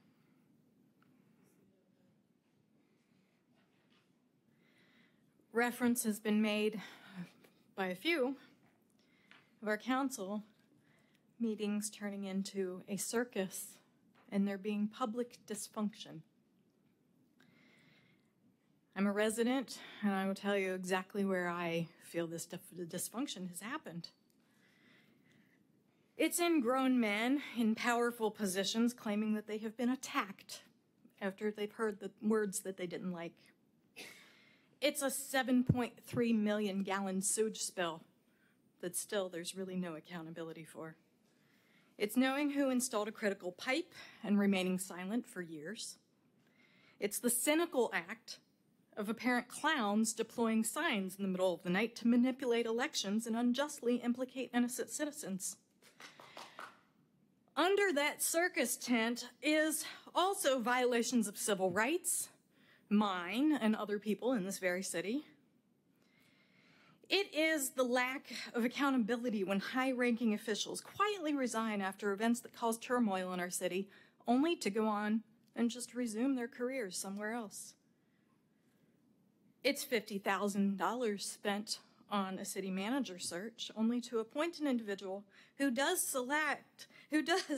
cast a shadow of doubt and raises some questions about transparency. No matter how wonderful you are, it does. You've been here a long time. Let's not forget the $1 million bridge that choked off a waterway and mocks the veterans that sleep in the park just feet away, or the minor child that was paralyzed swimming in the water because this council didn't bother to put up signs after they were asked. I think of James Lowry. I think of Trimaria Charles. Amen. The troubling problem with public records, 17,700 emails that have been subpoenaed, public records subpoenaed that still haven't been produced. I refer to editing body camera footage. That ain't cool. These dysfunctions are profound. And sure, it's a circus, but the people didn't do that. I am so disturbed by the sweeping social media statements that were made by you, Ms. Stokel, and Mr. Cole this past week, blaming the public for the problems. I didn't make up that sewage spill. I didn't make up the child getting paralyzed. I didn't make up the missing records. Nobody here made any of those things up. And all of these things, people come to you and they say this happened, and you sit there silently still. The circus is all yours. Thank you for your comment.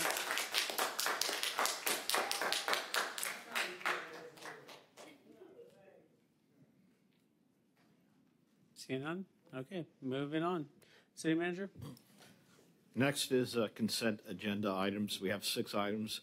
Do any members of council wish to pull any items for further discussion? I'm not seeing any lights, City Manager. I'll go ahead and I'll read them for the record. Item 8A, water allocation permit for Forest Glen. Authorize the issuance of a water supply capacity allocation permit in the amount of 16,300 gallons per day, which is 2.4% of the excess capacity for the Forest Glen development. Item B, Amendment 4 to the State Revolving Fund Loan Agreement for WW050340 for the Indian River Force Main Project, and that is to approve the Amendment 4 to the loan agreement between the City of Titusville and the Florida Department of Environmental Protection, and authorize the City Manager to execute the agreement. Item C, County School Resource SRO Memo of Understanding for school year 2025-26, and that is to approve the Memo of Understanding for the school year as written to provide a first line of defense at 9 school campuses and approve the associated budget amendment. Item D, the online STING grant funding for Titusville Police Department's Investigation Division, and approve the fully funded purchase of an additional equipment for the Titusville Police Department's Investigation Division.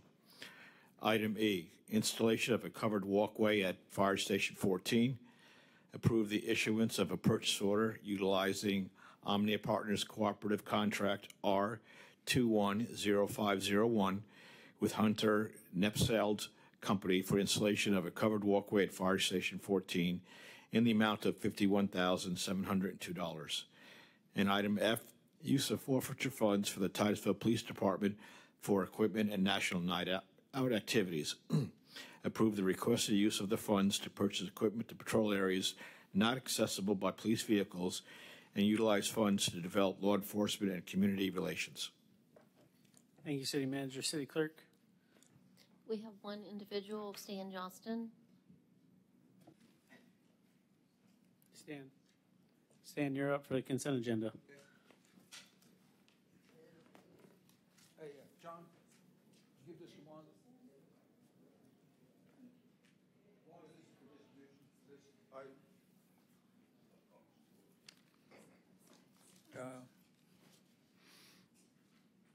Nobody mentioned what I'm here for.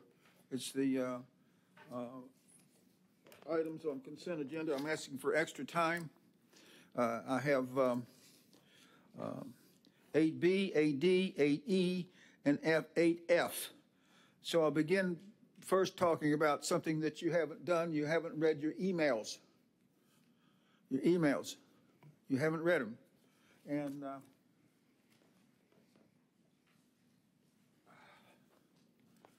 what's going on is, first of all, I'll talk to you about 8D and 8F that both have to do with Police John Lau and the police department. So I've sent you a number of emails about the City of Titusville Police Department, what they have been doing.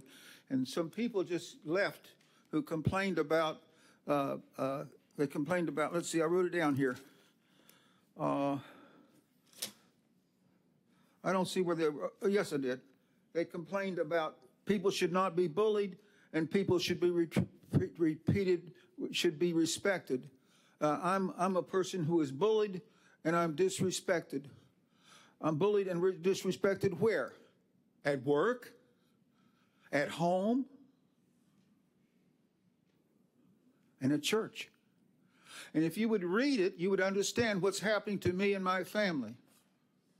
So what I've done is, as far as the police department, I've been assaulted, I've been falsely arrested, I've been jailed, not told what I was arrested for. In fact, the assaults were right here in this room, from behind me, without warning, shook me and took me outside. They didn't do it this time. They, just took me outside. So the thing is I'm talking about I'm a victim of what you guys are doing. I'm not getting protection, so I have contacted the FBI, obviously, because the sheriff. I've contacted the sheriff and had a number of things. Recordings done because of what the Titusville Police Department has done to me and my family. My ex-pastor, Steve Ukes, what he's told me, he said that the chief of police and the city attorney have come to elders of Park Avenue Baptist Church and told all kinds of horrible things about me going back to 1985. What in the world has the chief of police and the city manager have to do with going to my church behind my back? So I asked Steve Ukes, Pastor Ukes, and said, what did they say? Well, I found out some of the things he said, but he wouldn't tell me. That's when my meeting with Mr. Ukes stopped. He's not going to tell anymore. But I've heard of them, some of the horrible stories that have been rumored about me. Johnson. So I don't want you, I'm against these things because the police department is not doing their right. Thank you. Thank you. City Clerk, any other cards? Yes, sir. All right. Member Nelson.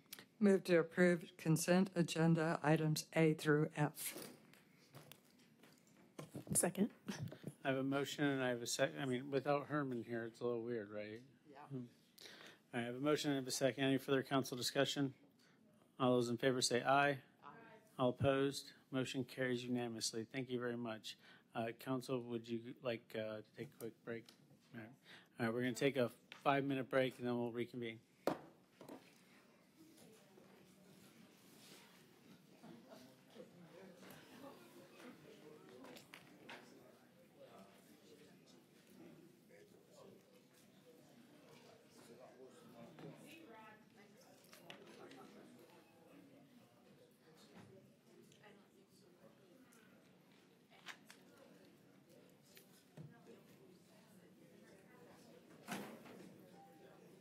Jesus.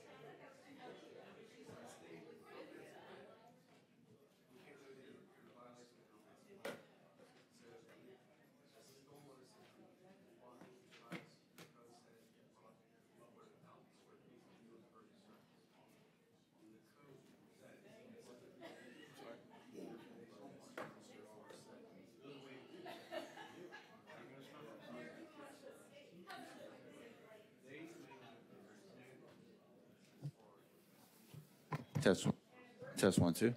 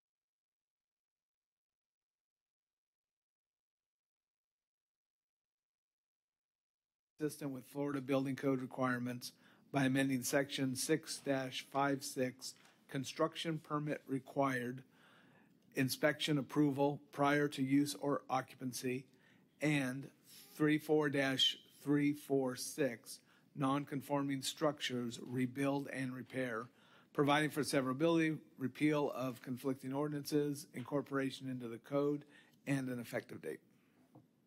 Thank you, City Attorney. Mr. Parrish. Page 293 shows the strike-through underlined description of the code and what's being proposed. And basically, this is just adhering to your request to find ways to make the code easier for development. And in this instance, we found a way to allow for fence permits to be rebuilt if they were legally permitted prior, to be rebuilt in the same location, size, and material without a permit. I'll try and answer any questions. Thank you very much. City Clerk, are there any cards? There's one card, Stan Johnston. My name is Stan Johnston, and if you have been reading my emails, you would understand why I'm concerned about fences in the city of Titusville, but you haven't read them. I would like the red-haired girl to listen to what's going on instead of talking. Thank you. And what's going on is something serious that I have sent to you many times. And it's been approved by the chief of police. It has been approved by the fire chief and Kevin Cook. What am I talking about? Fences. Fences that I've asked you to go to. I've asked you to go to this site, the city of Titusville, to go to this site since 2021. Actually, 2020. That's been years, and you haven't visited it. If you would visit the site, you would see what's happened is that what the city has approved is the construction of a fence as an imminent crash that's going to happen on Mockingbird Lane. You go on this 20-foot concrete apron, which my wife and I approved as former property owners, which the city of Titusville says that the people didn't have legal right access to their properties in 20. They said that, and in spite of what I said is, hey, as former property owner, I said they can do it to the city, and the city agreed upon it. So anyhow, this 20-foot concrete apron, they've now put a 10-foot access, one-way access to homes on Mockingbird Lane.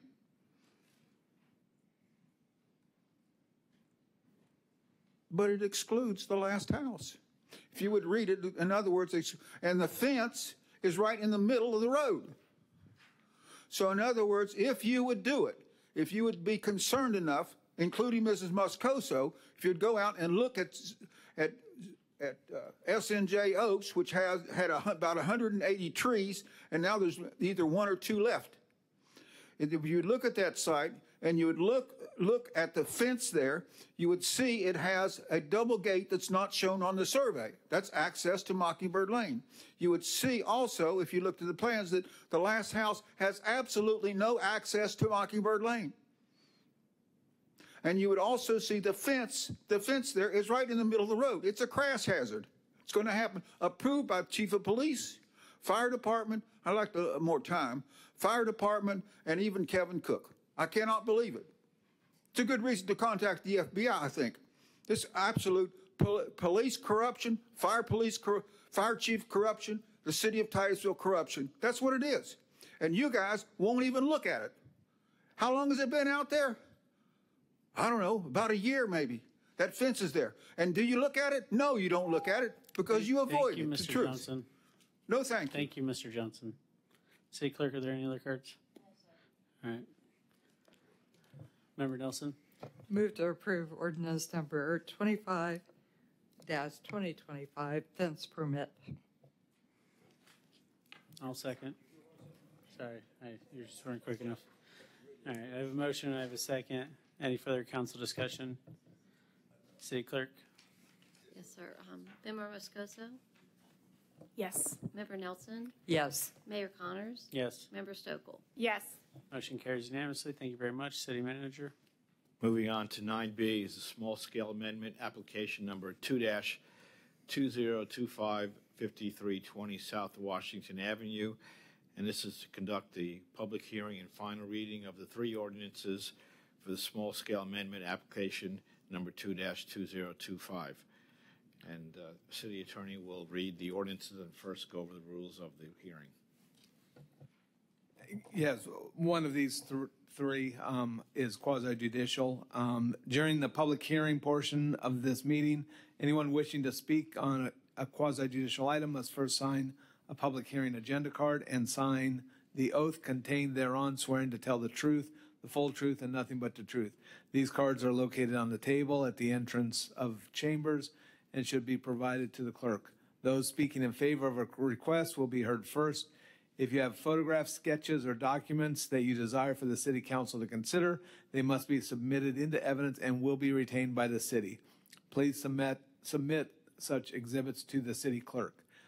City Clerk, have you received signed oath cards from persons wishing to speak before the City Council, swearing to tell the truth, the full truth, and nothing but the truth? Okay. Staff and applicant, please ensure all witnesses that intend to speak have signed an oath card and presented it to the clerk. If there's anyone present who has not signed an oath card that wishes to speak on a quasi-judicial item, please submit the card to the clerk at this time. City Clerk, have all agenda items been properly advertised? Okay. For ex parte communications, in the event that a council member has received an ex parte communication, verbal or written, outside of this hearing, the council member shall disclose the identity of the person, group, or entity with whom the communication took place and the subject of the communication, including all opinions or facts discussed. Any written communication must be disclosed and made part of the record. Also, in the event that a member has conducted an investigation or site visit or received any expert opinions regarding the quasi-judicial item, said visit or opinion shall be disclosed. If a written ex parte communication exists, verify that applicant has received them and has had the opportunity to review them and is ready to proceed. Regarding the order of the presentation, first, council will receive staff's presentation, followed by a presentation of the applicant. Following the applicant's presentation, the floor will be open for public comment. The applicant may make a rebuttal. Witnesses may be cross-examined by the applicant, a party, council, and staff representative as authorized by the council. The council's decision must be based upon competent substantial evidence. In this case, we have three ordinances. The first two are legislative. Only the third one is quasi-judicial, but the presentation and evidence will all be done as one public hearing. So I will read the three ordinances. The ordinances will, at the end of the public hearing, the ordinances will be voted on separately. Ordinance 22-2025, an ordinance of the City of Titusville, Florida, amending Section 7, Chapter 63-2001, Laws of Florida, Special Acts of 1963, by annexing certain property located at 5320 South Washington Avenue, having parcel ID number 22-35-26-00-511 to be included within the city limits, providing for severability, providing for repeal of conflicting ordinances, and providing for an effective date. Ordinance number 23-2025, an ordinance of the City of Titusville, Florida, amending the Code of Ordinances by amending ordinance number 60-1988, which adopted the comprehensive plan of the City of Titusville by amending the future land use map by changing the land use designation on approximately 4.52 plus or minus acres of property located at 5320 South Washington Avenue, having Brevard County parcel ID number 22-35-26-00-511 from the community commercial Brevard County future land use designation to the commercial high intensity City of Titusville future land use designation, providing for severability, providing for repeal of conflicting ordinances, and providing for an effective date. And ordinance number 24-2025, an ordinance of the City of Titusville, amending ordinance number 5-1993 of the City of Titusville by amending the zoning map made a part of said ordinance by reference by changing the BU1 General Retail Commercial Brevard County zoning district to the Community Commercial CC zoning district on approximately 4.52 plus or minus acres of property located at 5320 South Washington Avenue, having Brevard County parcel ID number 22-35-26-00-511, providing for severability, providing for repeal of conflicting ordinances, and providing for an effective date. Thank you very much. That was a lot. Mr. Parrish? I'm just going to point you to a few exhibits that are attached to the agenda. On page 340 of your packet, you'll see an aerial and where this property is located on the west side, between the FEC Railroad and US 1, south part of the city. It's surrounded by, it's unincorporated, but it's surrounded by the city. The next page on 341, you'll see the existing land use map, and on the right side of that page, you'll see the proposed land use map. So currently it has a Brevard County Comprehensive Plan land use designation. It'll be replaced with a City of Titusville land use designation of commercial high intensity. On page 338 of your packet, you will see a concept plan that the applicant has submitted. They have requested that this concept plan be included a part of the rezoning ordinance. And if this is approved with that concept plan, this will be binding on the property. So any deviations, or major deviations rather, from this concept plan will have to come back to you through the public hearing process again. We're recommending that this not be included. On page 314 of your packet, I'll just go through the city's findings and recommendations. And it's the last page of the staff's report. The annexation is consistent with the city's comprehensive plan and Chapter 171 of the Florida statutes. It will remove an enclave. The comprehensive plan future land use designation, small-scale map amendment, is consistent with the city's comprehensive plan. The proposed rezoning to the community commercial zoning district underneath that land use category with the concept plan is consistent with the proposed commercial high-intensity future land use category and the city's comprehensive plan. Also, though, without the concept plan, the same community commercial zoning district is also consistent with the land use. We recommend approval of the annexation to remove the enclave. We also recommend approval of the comprehensive plan land use small-scale map amendment from the Brevard land use category to the City of Titusville commercial high-intensity land use category for this property. And we also recommend approval of the rezoning without the concept plan from the Brevard County BU1 general retail commercial zoning to the city's community commercial zoning. With that, I'll try to answer any questions. Thank you, Mr. Parrish. Member Stokel? Yes, I heard you say the applicant did submit a concept plan, but you're recommending, staff's recommending not. And then, is that the reason why it was listed in our agenda, the rezoning is without a concept plan? Is that because you guys didn't want it in there? We are recommending against it, that the rezoning be approved without it. The reason is because it's not the highest and best use of the property, because the concept plan is just for a parking lot. Community commercial zoning district can allow a lot of other types of uses, so the property owner or subsequent owners could utilize the property for something else. If you bind it with a parking lot, they'll have to come back to you to remove it again. Okay. And then we talked briefly about this in our briefing. Is there anything that we could do to try to get them to utilize LID standards when developing because of the concerns of going from grass right now to asphalt? If they have constraints or environmental design issues, that's what the LID ordinance is for, is to help them with that. So they could utilize that. If they want to utilize the entire parcel for a parking lot with a stormwater system, they might want to utilize our LID ordinance. It's currently not an area of critical concern, and I don't know specifically what environmental constraints are on this property. Okay. But I'm not sure we can. We wouldn't mandate it, but maybe let them know that it's an option. Yes. Okay. Thank you. Thank you, Member Stokel. Council? All right. City Clerk? The first card is the applicant.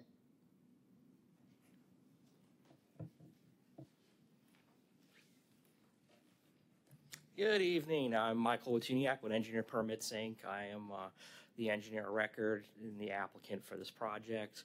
I'm just trying to assist the operating as the Parks Group, who's currently has the Southern dealership, just make a true parking area.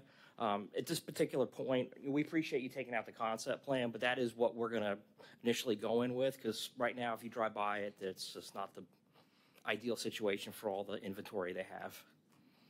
So, and I'm here if you have any questions, but it makes more sense to be consistent with everything within Titusville. Thank you very much. Member Stokel? Yes, that was my question, is why do you want to annex in?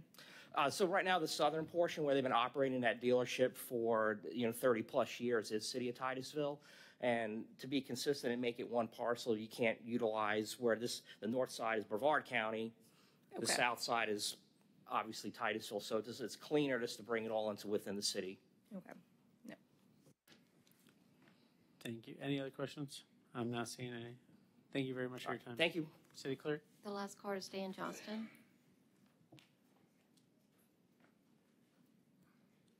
My name is Stan Johnson. I'm a registered engineer, registered land surveyor.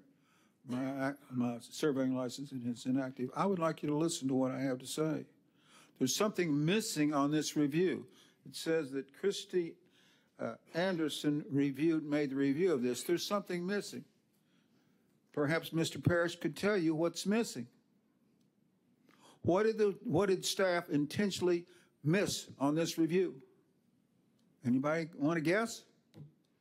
Utilities. Moratoriums. Hello? Hello, Mr. Parrish? In other words, if there's a subsequent owner of this and it's been annexed to the city, I think that if there is going to be a moratorium, if there is a problem with sewer access to this property, you should let it know right now, not for the subsequent owner. There's a bunch of properties right now, as far as I know, they cannot be built on because they don't have access to city sewer. Hello? And as far as what the engineer said he can't do it, that it's not allowed to have city here and county here and part. I don't think so. I've been in this business many years. I don't see why not. In other words, I believe he can do what he wants to do without having an annexation. And as far as it appears that this annexation review by our city of Titusville is flawed. And it appears is probably deliberately flawed. Like a number of people who have bought property in the city of Titusville have been tricked because they can't develop it because of certain reasons. This is one of the big reasons. What is it called? A moratorium.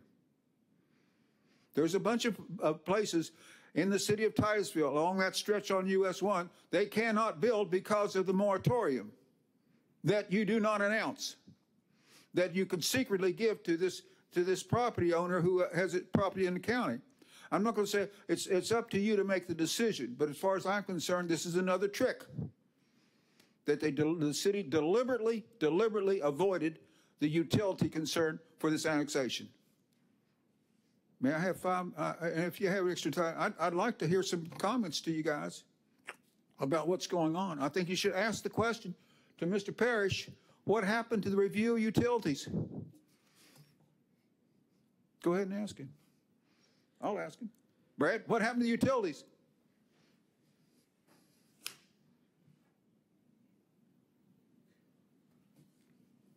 Maybe the redhead girl knows. She might know. She's a troublemaker. What happened to the utilities? Thank you. Thank you very much. City Clerk, are there any other cards on this item? Yes, sir. Okay. Member Moscoso? Brad, could you explain what happened to the utilities? For our parking lot, Yes. but I understand there are no utilities required for that. It'd just be electrical only, potentially for lights. Okay, thank you. Subsequent owners. Thank you very much. Let me clarify, actually, irrigation may be required, so there may be a need to hook up, but they may be able to do that on the property to the south already. So that would be settled, say he sells his property off, we rezone, we annex, then the next owner is going to have to deal with that. It's not, like Mr. Johnson's saying, it's not dealt with right now? No, it's not something, it's dealt with a site plan submittal. Okay. Yeah, so at this point, all it is just an ordinance to incorporate the property, put a land use and put a zoning on it. That's all it is. It's not a site development. Thank you for clarifying. I would also just add, I also agree with not having the concept plan. Typically, I am very for concept plans, but in this case, it'd be a good place for a commercial development, and I'd love to see if eventually it goes from a parking lot to a commercial development. We don't want to have as many restrictions on it. We do. Moratorium. Member Nelson. I would move to approve ordinance number 22-2025, annexing the property located at 5320 South Washington Avenue. Second. I have a motion and I have a second. Any further discussion from council? Seeing none. City Clerk? Member Nelson? Yes. Mayor Connors? Yes. Member Stokel? Yes. Member Moscoso? Yes. Member Nelson? Move to approve ordinance number 23-2025, amending the future land use map by changing the land use designation at 5320 South Washington Avenue to commercial high intensity. Second. I have a motion and I have a second. Any further discussion? City Clerk? Mayor Connors? Yes. Member Stokel? Yes. Member Moscoso? Yes. Member Nelson? Motion carries. Thank you very much. Member Nelson? Move to approve ordinance number 24-2025, amending the zoning map by changing the zoning district to community commercial at 5320 South Washington Avenue without the concept plan based on staff report. Second. I have a motion and I have a second. Any further discussion? Seeing none. City Clerk? Member Stokel? Yes. Member Moscoso? Yes. Member Nelson? Yes. Mayor Connors? Yes. Thank you very much. Motion carries. City Manager? Yes, sir. Next item is C, rezoning number 2-2025, Brooks Landing Dog Park. And we'll be conducting a public hearing and a final reading on ordinance number 26-2025. An ordinance of the City of Titusville, Florida, amending ordinance number 24-2019, amending the master plan and conditions associated with the planned development PD zoning district on approximately 3 acres, having tax ID number 3034198, located approximately 1,500 feet east of U.S. Highway 1 on the north side of J.J. Road to include a dog park use, providing for severability, repeal of conflicting ordinances, and providing for an effective date. And this item, too, is quasi-judicial. Thank you very much. Again, I'll just point you to a couple of slides. On page 382 of your packet, you'll see an aerial. This property or this development was approved several years ago through the plan unit development process with a master plan and was developed under that master plan. The property owner has subsequently asked us to allow them to put in a dog park. We looked at the recreational component and other conditions of the master plan and the governing PD ordinance, and it did not address this particular scenario. Also, it did not address it where they're proposing it. They're proposing it on a piece of property which is outlined in red there on page 382, which is a common area parcel that was dedicated for other types of recreation, not the kind that they were asking for. They were also asking for it to be right next to a single-family residential lot. We didn't have anything in our code to address that scenario, so that's why we required them to go through this process with you. On page 366 of your packet is the staff report. We reviewed this against the comprehensive plan and rezoning criteria of the code, including the PD criteria, and we recommend approval with the request to amend the plan development ordinance number 24-2019 and associated master plan of the Brooks Landing subdivision to add a recreational dog park in the PD on property located approximately 1,500 feet east of US 1 on the north side of JJ. This recommendation is based upon staff analysis, information, and evidence presented, and in accordance with the city charter, the City of Titusville, the Code of Ordinances, and the LDR's Section 34-40 of the Code, the adopted comprehensive plan, and the provisions of Chapter 163 and 166 of the Florida statutes. Thank you very much. Member Stokel? Yep. Can you clarify, so that piece of property outlined in red, it looks like it abuts 14 lots. And then when I look at the presentation, the dog park itself looks much smaller. So can you clarify? Sure. If you look at, let me back up. The master plan is on page, well, begins on page 379. And that's the original governing master plan.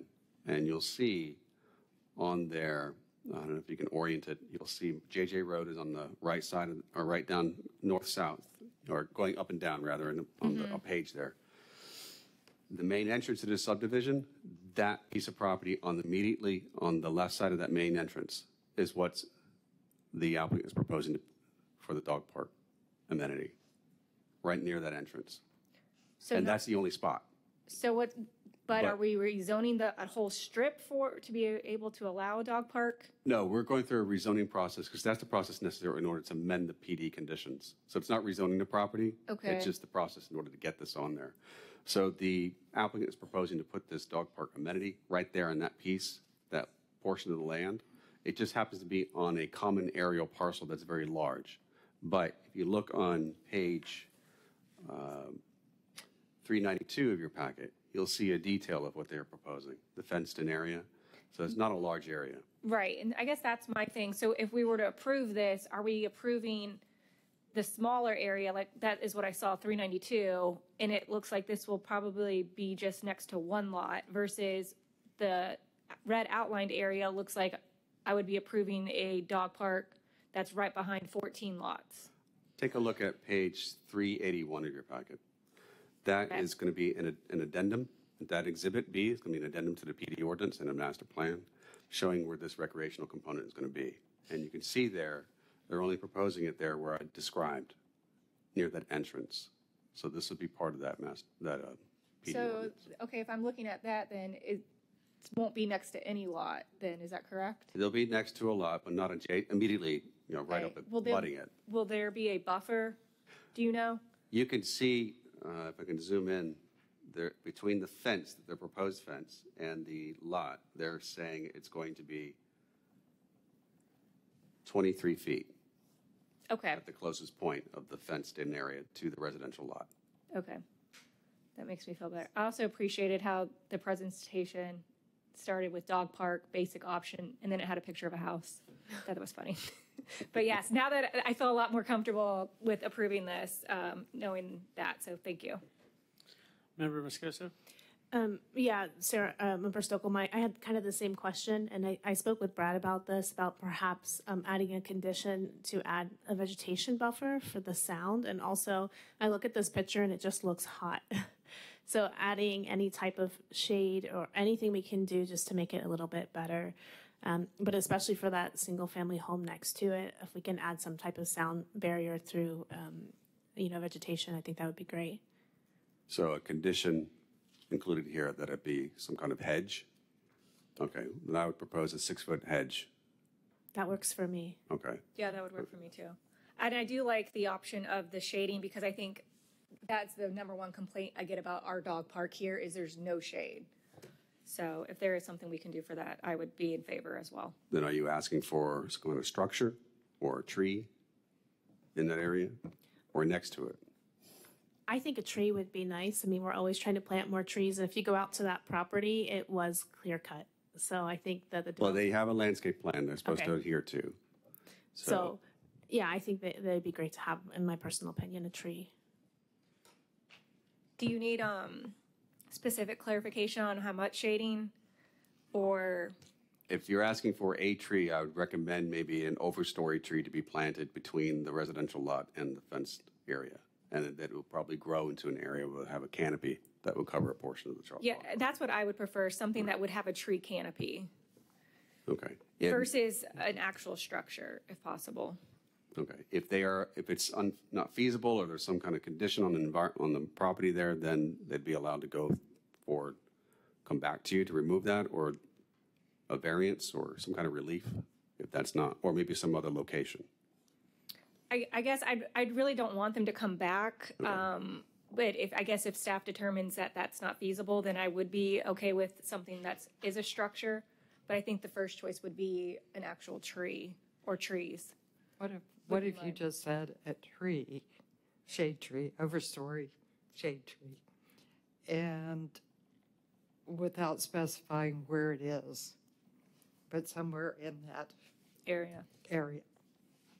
And then if they can't do it for some reason, I guess the question is, do you want them to have to come back, or are we okay with having a structure? So a shade tree adjacent to the dog park to provide shade. Yeah. Okay. Yeah. We can do that. Okay. We can work with them on that. My recommendation would be, let the staff iron this out with them in terms of what would be a good fit. Obviously, staff heard what we would like to see, but that's between, our staff and theirs. I think my recommendation would be the DRC could probably handle that after us, so we don't have to have another meeting about a dog park. But I'll entertain a motion. Member Nelson? Cards. Did we not call cards? I'm sorry. Yeah. City Clerk?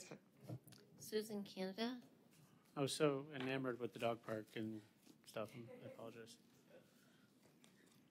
Can I hurry and just see the plans for 1 second? So just look at the.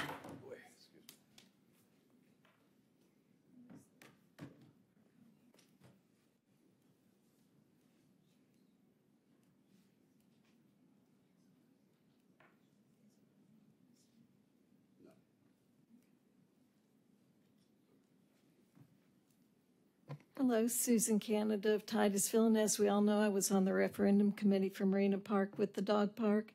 That was my idea. The one thing that's missing there is no matter where they sit, they're sitting in mud half the time and the dogs are in mud.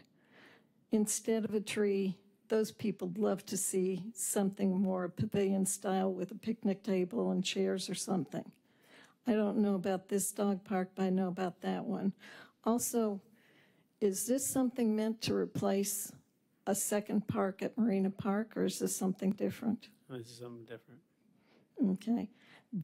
Before you go putting a dog park in there, the first thing the people are going to do, those bushes aren't going to cut down the noise any. If you've been to some of the dog parks lately when they're full, you're going to have neighbors complaining about the dog park in there.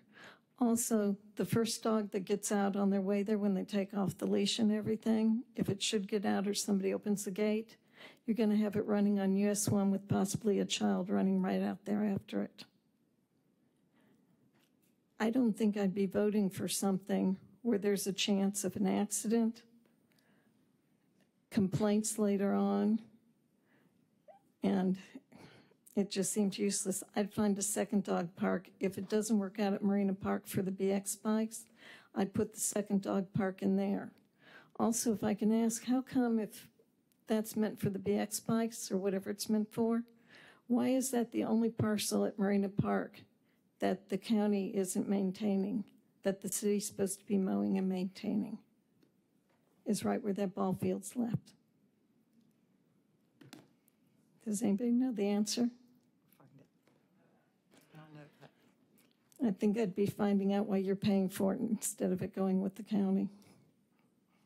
But either way, as much as I love dog parks, I've seen so many near accidents out by Love's with just that little one, and people running out towards 46 getting their dogs. I wouldn't do it. But thank you. Thank you very much. City Clerk, are there any other cards? One, Stan Johnston is the last card.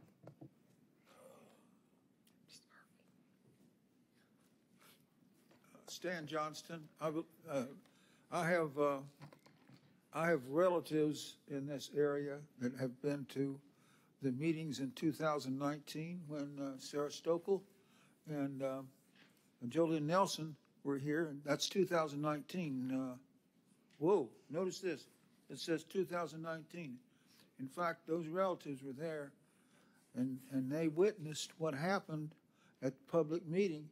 Is that at least two things happened at that public meeting. Number one is that it was similar to what Mrs. Moscoso went through, is that they rezoned the property, or they allowed what was said they did not have direct access to an arterial, but anyways, Brooks Landing was passed in spite of about 50 people in that audience in 2019.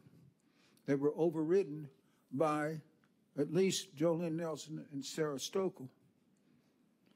That was the same meeting that this happened, the same meeting witnessed by my relatives, in which Jolene Nelson kept looking over at Sarah Stokel, and she's bobbing her head up and down. Agree, Sarah, agree. Agree with this fraud. It's on tape. I don't think I was here. Yes, that it day. was, unless somebody changed it. You'll watch your head bobbing up and down and looking over at Sarah. Yes, indeed, Stan, during this fraud. Stan, Look it over. I have a problem with somebody picking on my handicap because it is a handicap. No, you were agreeing. You were bobbing up and down to what Walt Johnson was saying, and it looked like Scott Larice was very surprised at what was happening. But it still goes on, and everybody agreed. Said, do not when Mr. Johnson sends an email, do not even read it. Just disregard it. That's exactly what he said. That's exactly what people agreed upon. And that's what exactly continues today. You don't read your emails from Stan Johnston because you don't have to. You've got a good excuse. Here's your excuse right here. So anyhow, again, you may be disregarding what's going on in this dog park area, because if you're consistent, you just don't listen to what the people say. You didn't listen to them back in 2019, but you listened to Walt Johnson and his fraud, along with City Manager Scott Larice. And if you want to find out about it, those people who weren't there, you can look it up at ORB 8506, page 1374, and you can get.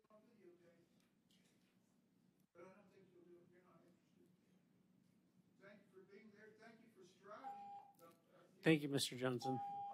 Thank you. Thank you. All right, so no more cards, right, City Clerk? All right, thank you. Member Nelson, I think you wanted to say something. I did. I just wanted to let you know, this is a dog park attached to a subdivision. The HOA is actually asking for the dog park. It spills out on JJ Road, not on US 1. So that's their HOA's desire, is to have a dog park, and they're basing it on the request of their residents. So it's not a public dog park. I wasn't sure if you understood that. Okay. At any rate, I do like the additional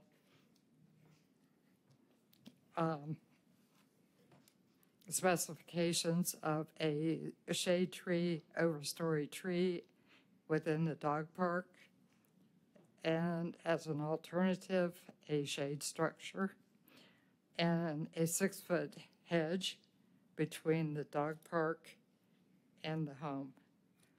And with that in mind, with those conditions, I would move to approve rezoning number 2-2025, Brooks Landing Dog Park.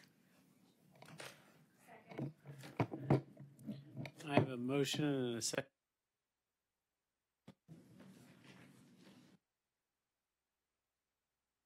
Maybe.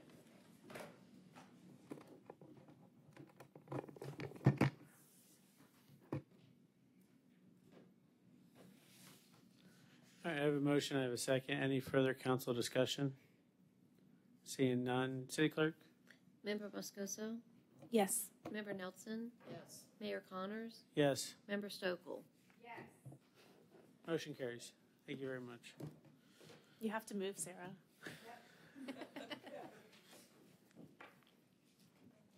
All right, City Manager. Moving on to ordinances, actually, there's no ordinance in this first reading. Move on to old business. A, and that's trucks on local roads. This dates back to an advisability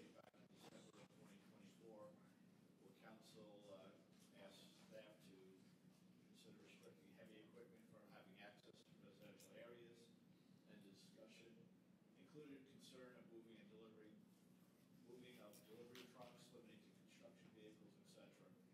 And enclosed for council's review is a draft ordinance, and Mr. Parrish is here to answer any questions. Mr. Parrish, is your mic working? No, it's not. Well, is it? Is the one next to you working? I can speak if everybody can hear me on it. So on page 403 and 404 of your packet, you'll see the underlined strike through version of the ordinance. The draft ordinance we're presenting to you. We are asking for your take on the conditions that were suggested based on your advisability, based on your request.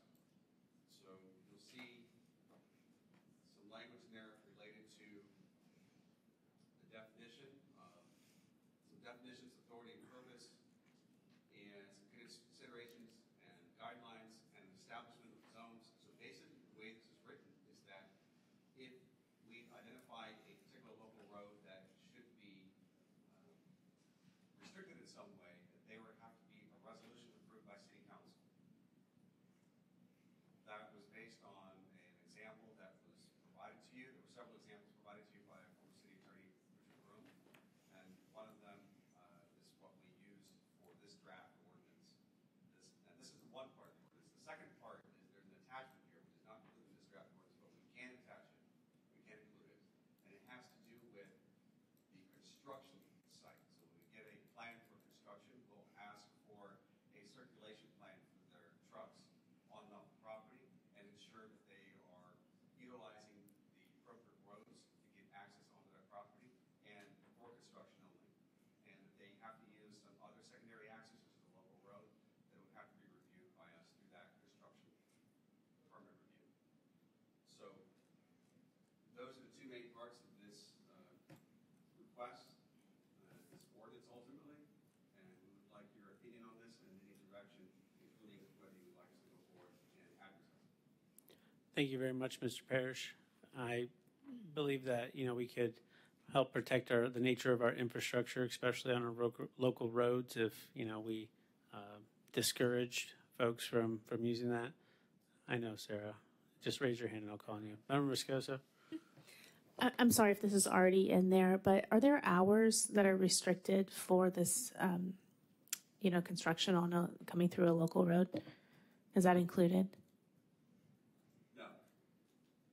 So if a construction site is going to be during the day, the construction of a private development is going to be during the day. It's not concerned about it. Well, I'm not worried about them being at night, but like perhaps early in the morning at 6 a.m., you don't want like construction coming in and out. If they do have like their circulation plan, if there's an ability to restrict that, if that's something the council wants to do, or if you think it's even necessary.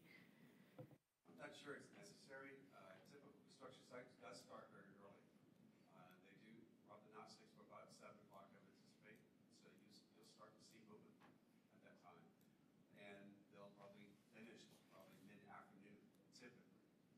It depends on the site and what's going on there, but we can certainly, if you would like, have some language in here that would give us discretion to impose some kind of hours based if they're going to be using local roads. Has that been like a complaint that the city has received? I'm not. Okay. I don't want to add additional regulations if it's actually not an issue. If it became an issue, is that something that could come back to us? Or that would be something that you guys would go out and just say, you can't be, I guess if there's no ordinance, you can't just say they can go out at any time, so. Correct. We'll come back to you if we see an issue. Thank you, Member Moscoso. Member Nelson? I think the problem was across from the hospital, there's that residential area. You remember it? Yeah. And I think they were concerned. There was a developer that wanted to put in a live local facility. It was, there are several members of the subdivision that came in during petitions and requests. Right. Meetings ago, and concerned about construction trucks Right. And they were concerned because there were kids in the neighborhood. Yeah. So I think the problem is if we wait to act on this, it doesn't happen overnight. So do you think there would be a problem if we waited? To wait? Mm-hmm. I don't see a problem, but it's based on the advisability we received from you was to draft something very quickly so that it could be. Yeah. I'm just sort of thinking we should go ahead with it. Yeah, I mean, I'm fine with moving ahead. My only question was if hours were a concern to anyone, then maybe we could add that in. But if it's not a concern, I don't want to create a problem out of something that's not there. Thank you. Yeah, big concern I got was, semis coming off Garden and taking a left on Singleton and then cutting through to US 1 and the Singleton Road. As much as we try to keep it nice, it's already dipping in some areas. So, in an effort to maybe preserve some of our infrastructure from people passing through, we got to do what we can. And by the way, there's already, I believe, 3 or 4 no through truck signs around Titusville. So we probably just needed an ordinance to kind of solidify that. And I don't know who put up those signs or why they're there, but just kind of keep an inventory and making sure we're protecting not only our residents, but the residents' tax dollars in terms of roads. Anybody have anything else? City Clerk? Melinda Villan. Oh, y'all knew. I came to the right meeting today. I didn't even know this was on the agenda. All right, so large trucks on local roads. Let's see. When I came here 2 years ago about large trucks on local roads, you told me that commercial businesses can pull up freight trucks into the residential zone. That's what you told me. I never have heard from the city about whether or not that was resolved. I just guessed it was resolved because it stopped. Nobody came to me and said, oh, hey, you were right. There has been a code since 2017 that we should have followed, and we're sorry. I have never gotten an apology from the city about pulling up freight trucks. So you can imagine, because I watched that one with the people who complained, you can imagine my surprise when immediately you guys were like, oh, let's do something about this. Because it does need to happen. A lot of your roads were platted in the early 1900s. If you look right over there, on that first picture there, for the early times of Titusville, you will see Clark's Corner. Clark's Corner was on the corner of US 1 and 50. It was the premier tourist outlet. They had a dance hall, they had a tea room, they had a restaurant. But I want you to take one look at that. For it to be the premier tourist place, all right, in Titusville at the time, actually, Indian River City wasn't a part of Titusville at the time. I want you to take a look at how small US 1 is in that picture from 1927. And that's what you guys are dealing with. Roads that have been platted in 1913 and 1927, in 1924, in 1925. You are dealing with a whole bunch of areas that have roads that are smaller. My road, Acorn, is only 22 feet across. That's it. And you guys said yes. And it doesn't have a throughway to US 1. So when trucks were pulling up on Acorn and delivering in front of my house, and my neighbor's house, and my other's neighbor's house, that you guys said it was okay, they were going down Acorn and having to turn onto Hopkins in order to get back onto US 1. And you guys said that was more safe than, or Mount Vernon to US 1. Yeah. Okay? Yeah. And you guys said that was safer than them delivering off of Hopkins. We have children in our neighborhood. Yeah. You have seen me bring my child here. So yes, this needs to get addressed. And I am happy that it is finally being addressed. Because my problem was not. So thank you. Please have a public hearing about it if you want, or just go ahead and rule tonight that you guys need to go ahead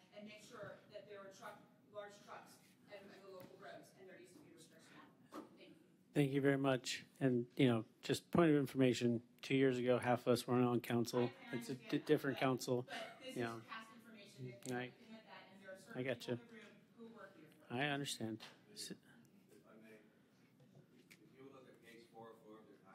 Are you talking about the exceptions? Yes. Mm-hmm. G1. Yeah, deliveries. Yeah.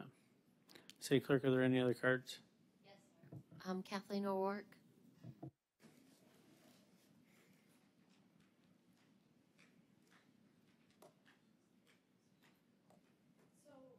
You might remember Demerit Road, familiar to some of you? That's the local road, I believe. Are we gonna be looking at, dealing with truck traffic on Demerit Road? Which is unfortunately the road that people are gonna be having to go through constantly. I guess you can't hear me because of my mic, sorry. Because of the Apollo Garden project that you consistently refuse to hear, and the Board of Adjustments and Appeals refuse to hear. And now we're gonna have that, so can we have any way of preventing trucks from going on Demerit Road?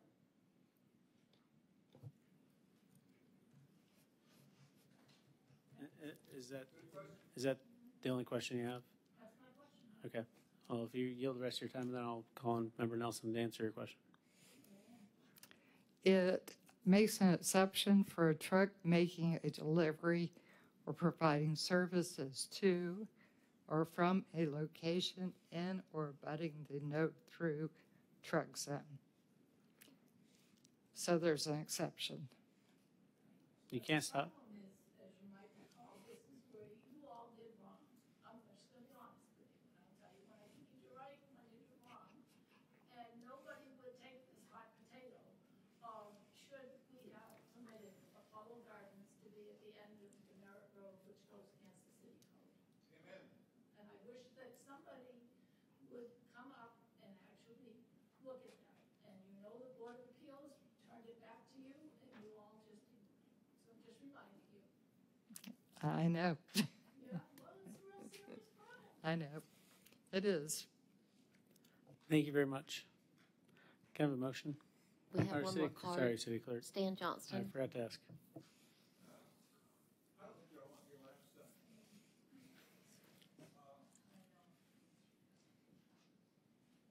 I'm pleased that this young lady in blue, she spoke, because I've been in that area, and there's a number of streets that are 20 feet wide. The fact is that I've asked you repeatedly, but you didn't read your email. You haven't responded. It's been almost a month now. None of you responded. Neither has the city manager. None of you responded. I'm looking at SNJOs. Hello?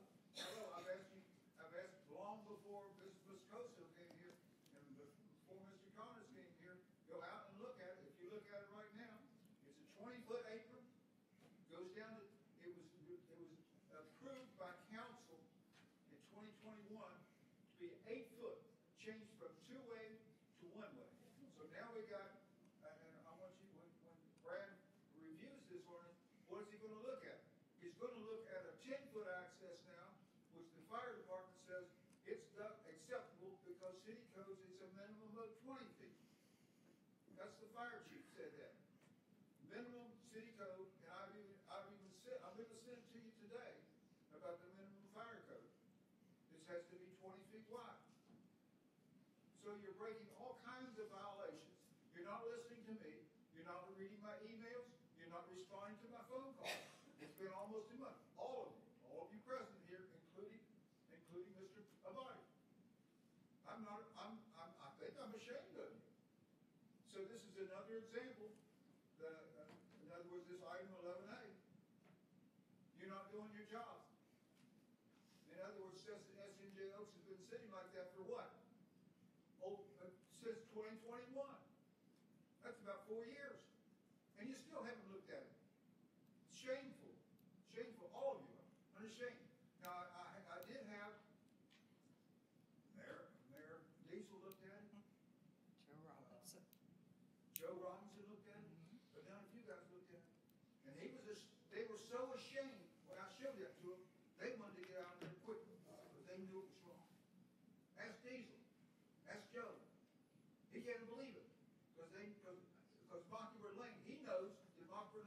used to be a road that went all the way to Deleon. And now it's what the city says, it never existed.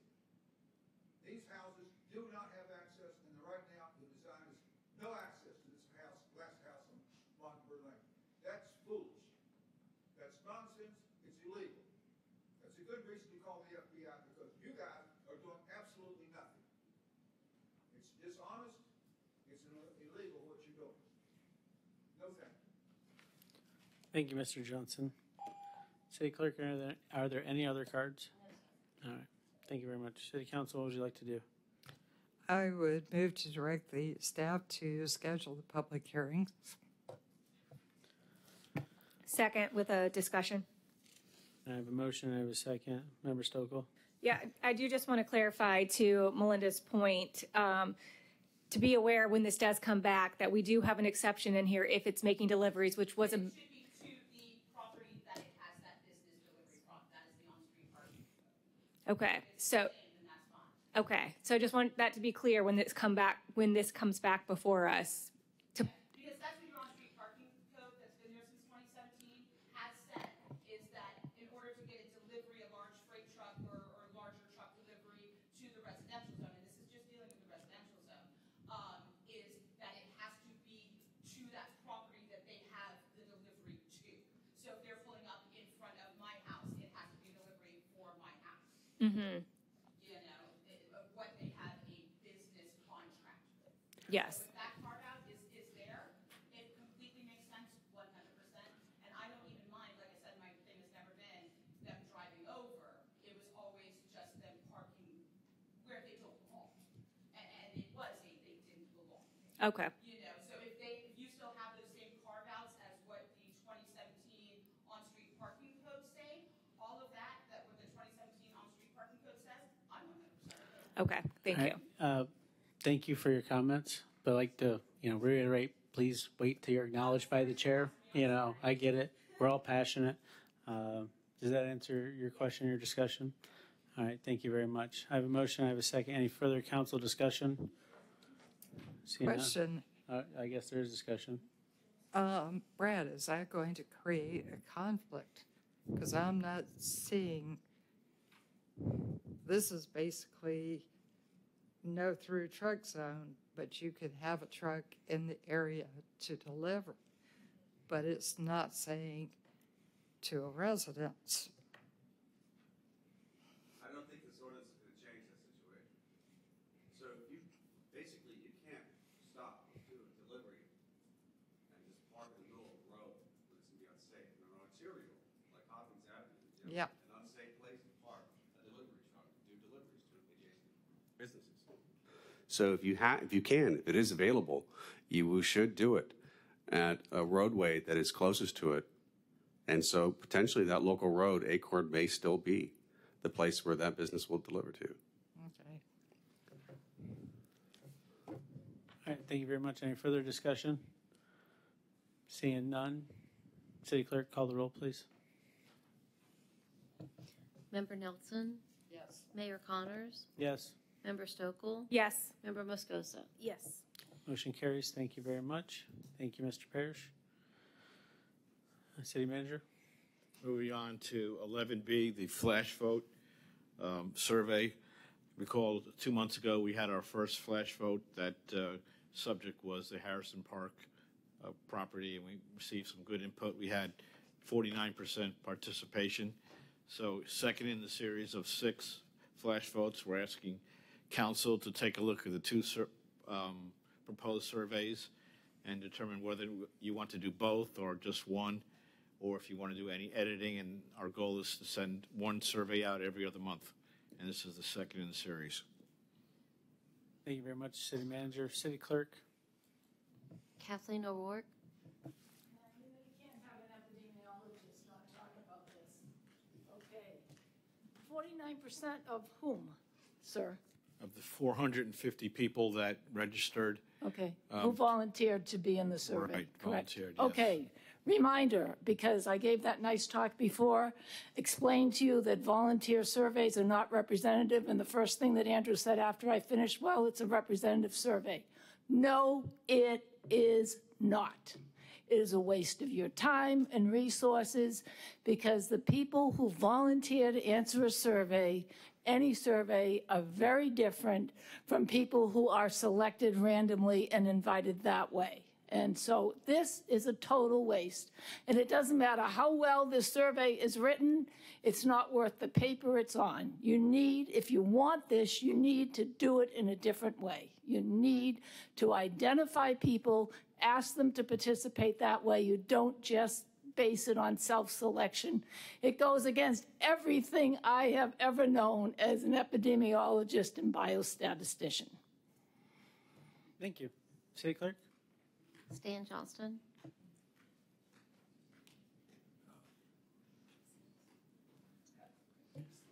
My name is Stan Johnston, and I am not an epidemiologist. No, I'm not.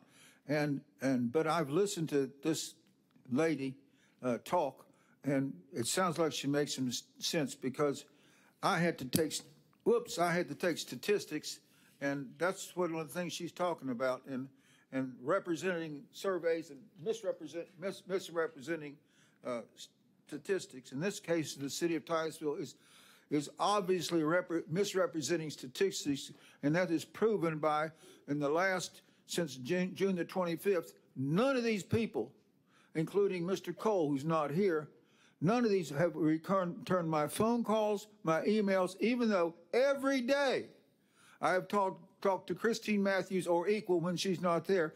Please contact them and give them my phone number and tell them to return my to respond to my email so I can talk to them about June the 25th. That's a long time ago. Guess what that came from?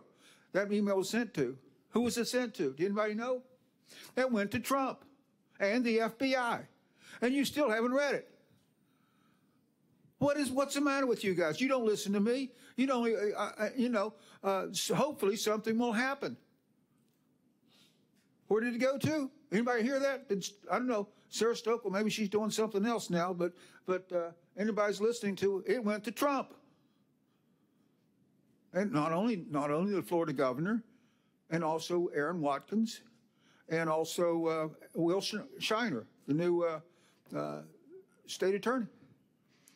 So what do you don't read your email, you don't respond. So why in the world do you have this thing going on about checking what citizen surveys do? You don't listen to what the citizens say. None of you. You don't go to SNJ Oaks to see it's got 10 foot instead of one house requires 25-foot width of stem for the flag lot. And what do you give them for six lots? What do you give 6 lots? You give them 10 feet. Far in X, and not even the 12 foot is required by fire code. No turnaround, which I've always been required. I've been doing this for years. I just cannot imagine what you guys are doing. It's just complete nonsense.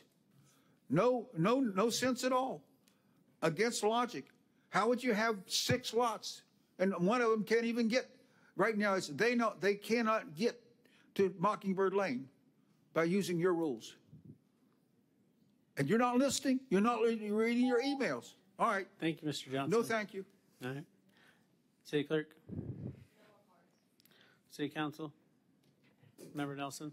I agree with Kathleen. It's not really the way to do a survey, but it does give us some information as long as we realize that it's not scientific, but it is information. I like the survey regarding the communication because I just like that better. I don't think we really need to know about the emergency preparedness, so that would meet my vote. Thank you very much. Member Stokel.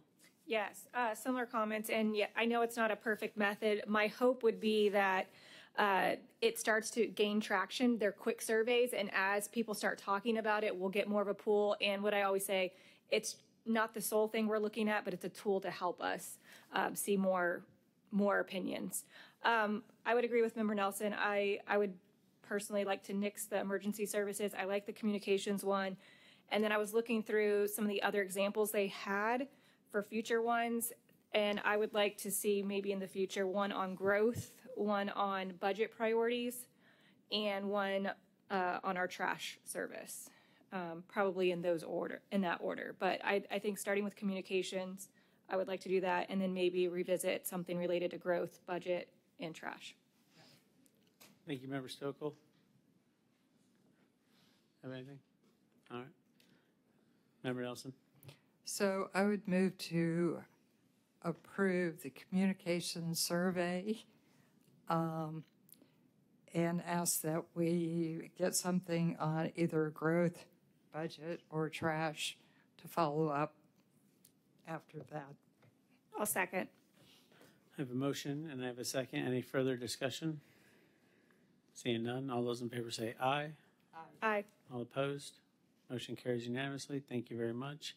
And before I move on to you, City Manager, Member Nelson, can you make a motion for me? Can I move to extend the meeting a half an hour? I would increase that.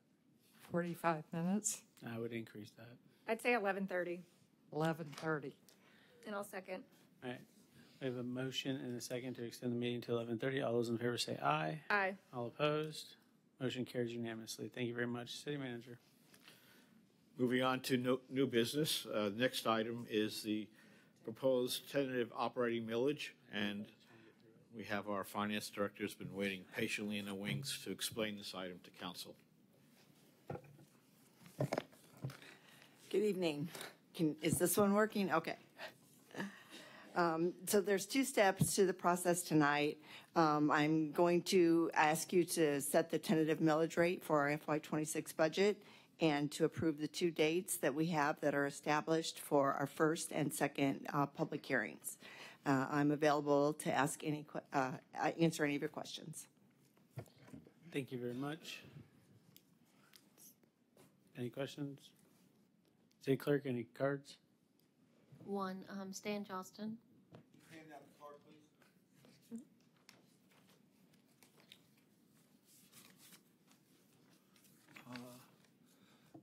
My name is Stan Johnston. I've been concerned about the wasteful spending by the city of Titusville in the category of millions and millions of dollars. I don't know if anybody's listening. I don't even think that little girl with red hair, she's listening either. But the thing is that I gave this to you recently about, what was it about? Millions of dollars spent on dams. I don't know, did she get permission to leave? Did she ask for permission to leave? She's supposed to get permission. Did she get it from you? She's good. She did. Okay, good. Thank you. So that's with Robert's Rules of Order. Good job. Okay? Because we don't want people just taking off just for, okay. All right, so here's what's going on. The dams have to do with millions of dollars spent. Even the one at the senior center, that was over $1 million of federal funding. Okay, and it has to do with safety. The city of Titusville brags about 50% of its budget is used for safety. I don't think anybody heard that. The city of Titusville budget brags about, I believe it's over 50% of its budget is safety for the public. But look what I'm wearing. Look what I'm wearing. Safety for the public? 50% of the budget? Spraying people with piss and poop? Oh, you got to be kidding. This is a joke. This millage rate should be considered the waste that our city of Titusville is doing. Millions and millions and millions of dollars and not being safe to the public. Any questions? I'm ashamed of this. I'm really ashamed. And if you remember what I said recently is compare this to Sodom and Gomorrah. Sodom and Gomorrah was a 10. What is the city of Titusville that sprays the babies with piss and poop? My piss and poop from my toilet. And my wife's toilet too. And my children. And my grandchildren. And my visitors. Thank you. Thank you, Mr. Johnson. City Clerk, you said that was the only card? Yes, sir. All right. Well, Ms. Terry, I know you had to wait a really long time for all this. City Council, any other questions? I know Member Nelson kind of left, but I guess I'll ask a few questions. How much total do we have in the reserve account? I know by statute we're required to keep X amount of days, but what is that total figure? The committed fund balance that we have is approximately $10 million. All right, and then the question I also have is why were the capital funds reclassified? That is an accounting function. So basically, when I first came just almost 4 years ago, there were several things that weren't being classified correctly based on the way the state chart of accounts is and the accounting rules. One of them was roads and streets. When we repave roads and streets, that's considered a repair and maintenance type item, not a capital improvement type item. And so I worked slowly over the years to try to get those reclassified to the correct place. The first step that I did to do that was to eliminate the roads and streets fund. That fund was not being used the way that it was supposed to be intended to be used for. And it's for capital improvements. We have very small amounts of capital improvements for roads and streets. That's brand new streets or completely redoing a street, taking it all the way down to the bedrock. So that's the reason. I slowly moved those capital costs that we were capitalizing over to repairs and maintenance, and you'll see that in the budget. Thank you very much for that explanation, because I know you know that I was freaking out looking at the budget going, what, we spent $5 million in roads last year, now we're spending $300,000. I was able to show him where it's yes, at. So I appreciate that. And then how much money do we have in those impact fee buckets for fire, police, city hall, those type of things? I don't have those right off the top of my head. I wasn't really prepared to talk about that. I was prepared to talk about trim. I can get you that. Okay. It's not a huge amount of money. Recently, we've spent some money on those impact fee funds for fire purposes, capital purchases for public safety mostly, but I can get you the exact numbers. I just don't know them right now. Okay, it was just a random question I had as we budget and forecast out, because I saw in the 5-year capital plan that, we're hopefully planning on a lot of money being spent, but, I'm trying to figure out where that money is exactly going to come from, because 140 million in 2028 is like the goal, I believe, but who knows, right?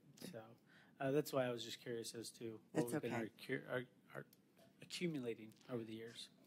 And City Council, any other questions?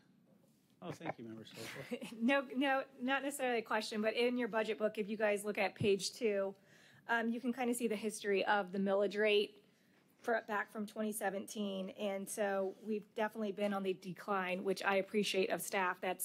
But my biggest hope would be that we can go to rollback.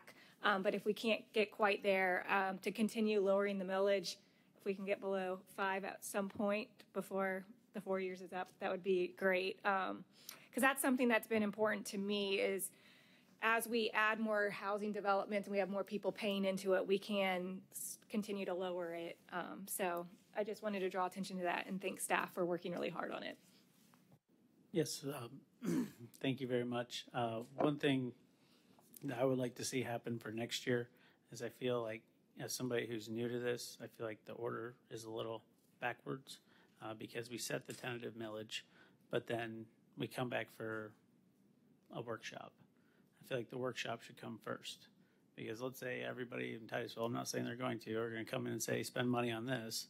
Well, if that costs extra, how do we do it? So I think going forward for next year, we should have the budget workshop first with the public, and then fine tune the budget going from there. But that's just my perception. Can I give you a little bit of a timeline on it? So Florida statutes lays out the timeline really for us, not so much for the workshop, but for the timing of us when we get our estimated assessed value, we get our final assessed value, and when we have to have this in order for us to have that workshop earlier than this, it would have to be very early, right, in order to be able to make that trim deadline. And you are not going to have a lot of information to put in there. So when we do this, we develop a proposed balanced budget so that you can have it and see it, so that when you get ready to vote on this millage, you'll see what's there. Now, you can play around a little bit with the millage. For example, if you want to do the rolled back rate, you'd have to remove approximately $400,000 from the general fund budget, and you would have to tell me what that would be. So there's a really strict timeline with trim as to why we do it this way. Now, I'm not saying it can't be done, but it's going to be really, really tight to get that in there, so. I understand. I'm just, when we do a public, workshop and then the public says do this, and then we're kind of. You can always meet about it, discuss it, but I won't have trim numbers ready for you then. But you can still have a meeting if you choose to have a meeting. I just won't be completely prepared with the ad valorem. I appreciate it. Thank you very much. Member Moscoso? Yeah, I understand what the mayor is saying as well, and then I understand your point. I would say as a new member on council, it would be helpful. I know in the beginning we sat down if there would be a time, and I should have reached out to you just to sit down and make sure I understand the process, because I am learning it, but this is a lot when it's your first budget season. So I want to thank you for all that you're doing. And then Mr. Bate, I know that you mentioned something about the fire truck and the impact that had on our millage. So I'd love to give you the opportunity to share so people could understand. Certainly, we had an unexpected expense when one of our fire trucks was hit by basically an uninsured vehicle, and our insurance covered the repair of the damaged fire truck. However, we were down one fire truck, so we had to go out on the open market and pay cash for a new fire truck that was being built, and that cash was almost $1 million for a fire truck. So had that not occurred, we would have been at rollback. In addition, as in the transmittal letter, we mentioned the fact that we have now paid off the GO bonds for the riverfront acquisition. Last payment was made, therefore that millage, that voter millage, is no longer there for this year. So in effect, the aggregate millage will be lower. So it's good news. Unfortunately, the fire truck is not good news, but accidents happen, and they did. So just to build on that just a little bit, we've ordered 4 new fire trucks since I've been here, and it takes a long time to get those. And you have to pay cash up front for those. They do give you a small discount, but the way that it works, because we finance them, we pay the cash up front, we wait for the vehicle to come in, and we have debt service on it. So that $1 million has quite a significant impact when we're building the budget. So I get it. Thank you very much. Member Stokel, did you have something? Yes, just to clarify on what you were saying about the timing of the order of events, I should say, something that we did in the past, which I think people can have mixed feelings on, we would approve a tentative millage rate for the highest that we could, and it was kind of misleading because none of us really anticipated that, but that gave us some time, and we could always go lower, but once you set it, you could never go higher. So to your point, where we hadn't had time yet to have a workshop, we were still able to say, okay, we're going to set it at the highest, and then we can workshop through and then go lower. But it was also misleading to the public because we're telling them that we're proposing this. Whereas this option is, unless somebody is anticipating wanting to go above it, I feel like it's more realistic to set it as this. And then if something comes up, we can either, one, switch out some items, or if we wanted to go lower, we could still do that. So that's the option we're presented, I think, just with what Ms. Butler shared with the timing of the situation. So I think it's important to communicate that citizens still do have an option to discuss what we do with that, but we're just setting what we as council decide that we do not want to go over this for our residents. Thank you, Member Stokel. Member Nelson? I sort of prefer that. We have a number of unfunded items. And one of the items is the lighting system for US 1. And we've been kicking the can down the road for years. I don't know if there's an expiration date on this, because I understand that FDOT says we can no longer put the lights down the middle of US 1. They have to be on the sides. And I thought they gave us a due date for that. And so, I mean, that's $1,300 just for the planning. So I would rather see us, pad it a little bit, have a further discussion on what it's going to take to do that, find out when we have to do it, because I'm sure there's a drop-dead deadline. And then discuss how we're going to fund that, when it needs to be funded.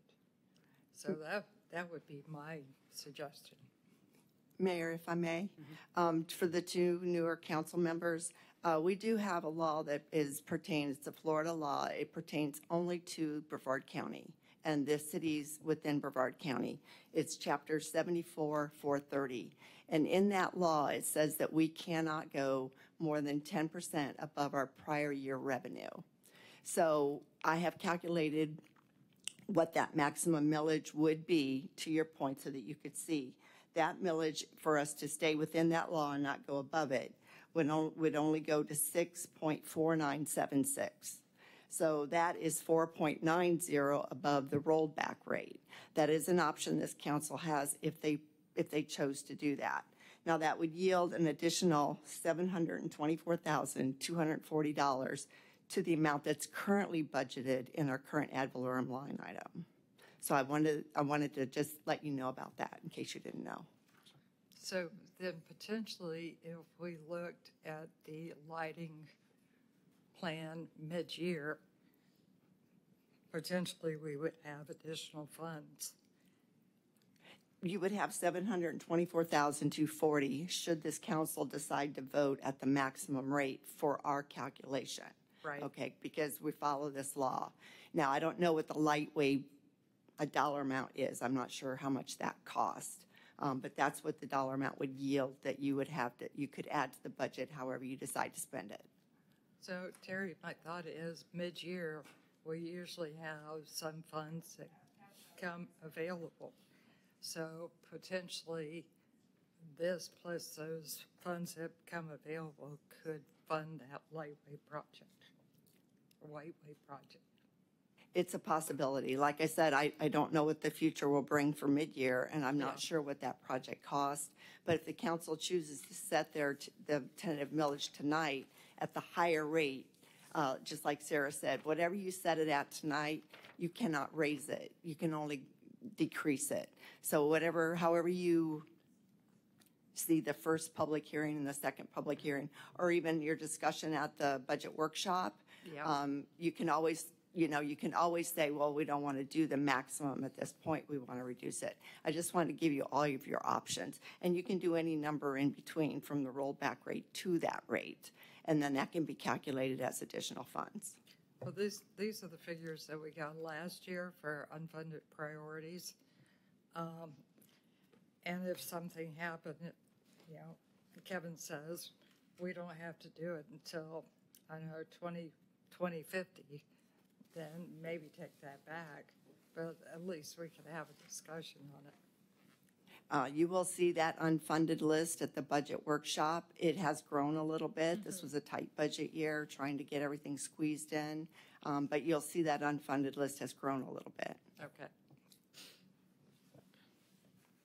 Member Stoke. Yes, I'd rather stick to the current proposed millage, and at mid-year, and then my justification or reasoning why is every year, I think since I've been on council, we've had an excess during mid-year. So I feel like I'd rather just say, no, let's do this. And then at mid-year, that's when we can kind of look at the lighting and the other unfunded. That would be my preference. All right. Any other questions, discussion? I'll entertain any motion council wants to give. Member Nelson? Sarah's not going to like my motion. I know. Set the proposed tentative operating millage rate for 2026 at 6.4976, which is, I'm not sure what about the rollback millage rate. 4.90. Above the rollback millage rate of 6.1938. I have a motion.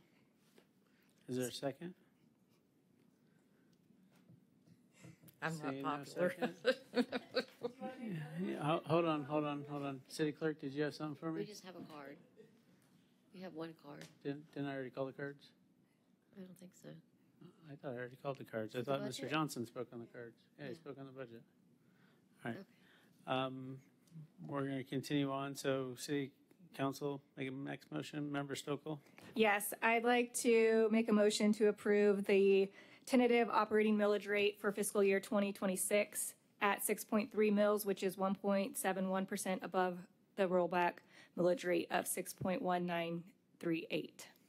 I have a motion. Second. I have a second. Can you also please include the dates as part of this? Oh, yes, to include the dates of the first public hearing set for September 11th, 2025 at 5:30 at City Hall, and the final public hearing on September 18th, 2025 at 5:30 at City Hall.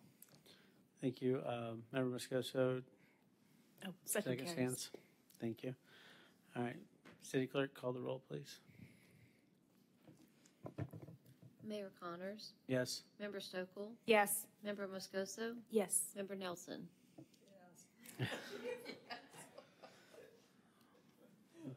You got it out, though. All right. Thank you very much, City Manager.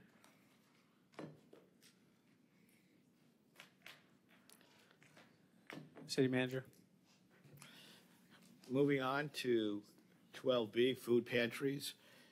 And back in June of 2025, Council approved advisability for staff to review zoning requirements to allow food pantries to operate in Titusville as requested by Member Nelson. And right now we have Mr. Parrish has a draft ordinance that he wants to discuss with Council.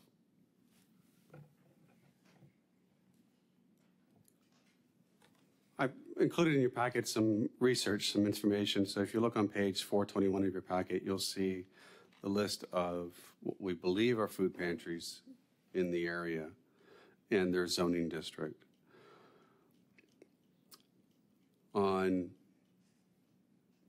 We also included some information related to the definition of community service, which is a use that's permitted in the city of Titusville.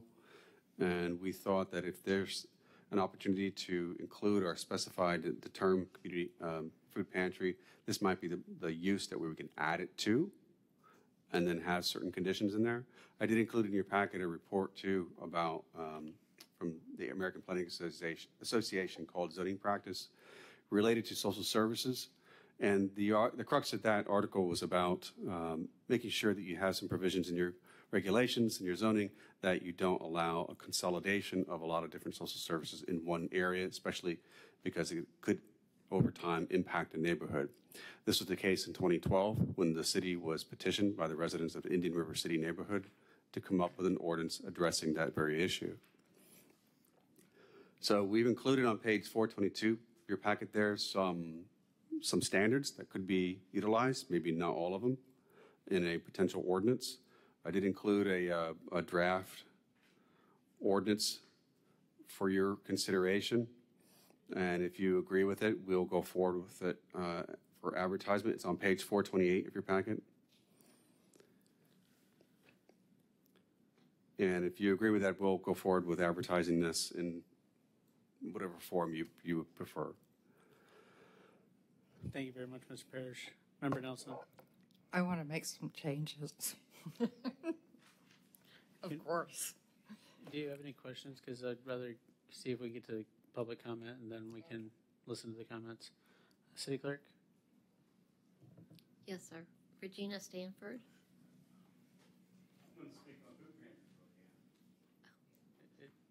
Did you put in a card? Do you have a card? Did you put it? All right.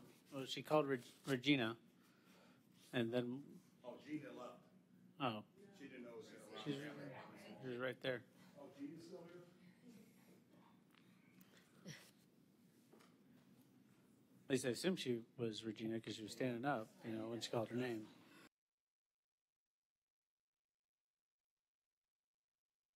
We're going to go ahead and reconvene.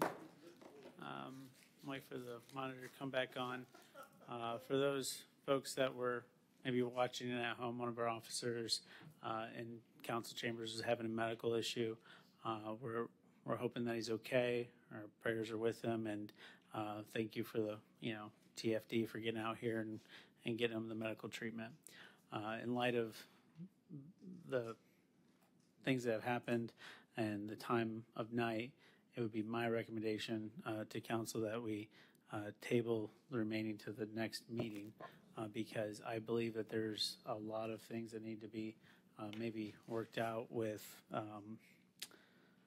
the food pantry. I've gotten a lot of citizen feedback throughout today, and I think we need to kind of go back to the drawing board with that a little bit, but that would be my recommendation. Member Moscoso?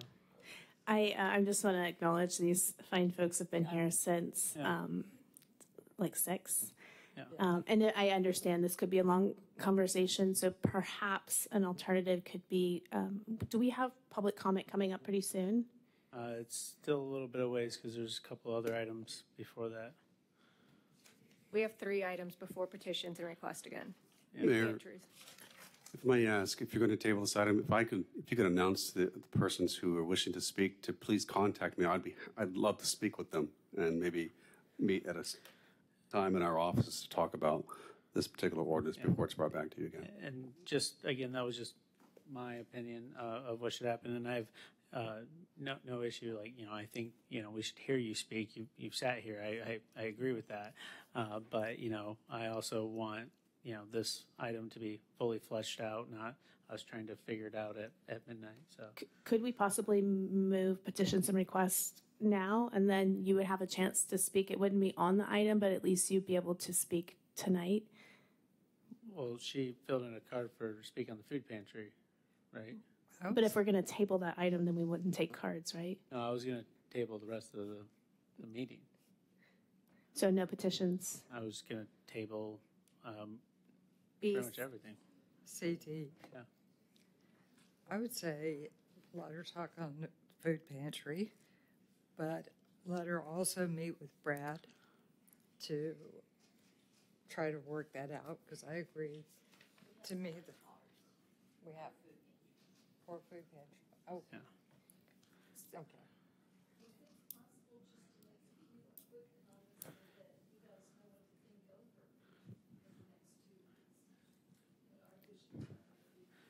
So again, I think it's up to council what they want to do. I was just, given in light of the medical situation that happened, and given that this item will take, I think, some more fleshing out to do, and the rest of the items are more administrative anyway. Yeah, my suggestion would be, just because I know that there's some citizens that waited, and I had planned to not vote on this item anyway, would be to table the rest of the items because they aren't time sensitive, but let's keep the last petitions and request. And just let them know that that's their opportunity because it's no longer on the agenda, just for the sake of them sitting for so long, if they have anything to say. But to the mayor's point, I will say I've gotten some emails about several of the concerns, operating hours, waiting area, security, how much distance. And so those are things that I personally am going to be looking into. So just know that as well. But that would be my recommendation. I don't know if you need that in a motion or not. Yeah, I mean, is somebody willing to make a motion? Member Sarah? Nelson? I was thinking Sarah. Yeah, Sarah. Yep. Sarah? Yes, so I would move to table the rest of the agenda items with the exception of item 13, which is petitions and requests from the public, to our next meeting. I have a motion. Second. I have a second. Any further council discussion? All those in favor say aye. Aye. All opposed? Motion carries unanimously. Thank you very much. So it is now petitions request. You can get up and speak on any item you would like. Would you like to go? Sorry, we just had to do a little housekeeping. No, that's perfectly all right. Regina Stanford, founder of Hummingbird Food Pantry, which is located right here in Titusville, Florida, for the last 14 years. And I'm sorry, I'm exhausted right about now, so in case I stutter a little bit. But for the past 14 years, we have built Hummingbird Food Pantry into the largest food pantry in the state of Florida. We've held that ranking several times over the years, and we've been there for all of Brevard County. during the past 14 years. So it's something I'm very proud of, that we were able to answer the call and fulfill a tremendous need here in the county. And I just was informed about this being on the agenda tonight, so I didn't have a chance to dive into every aspect of what was being considered, but some of the things that I did see raised a lot of concerns, because all food pantries just do not operate the same way.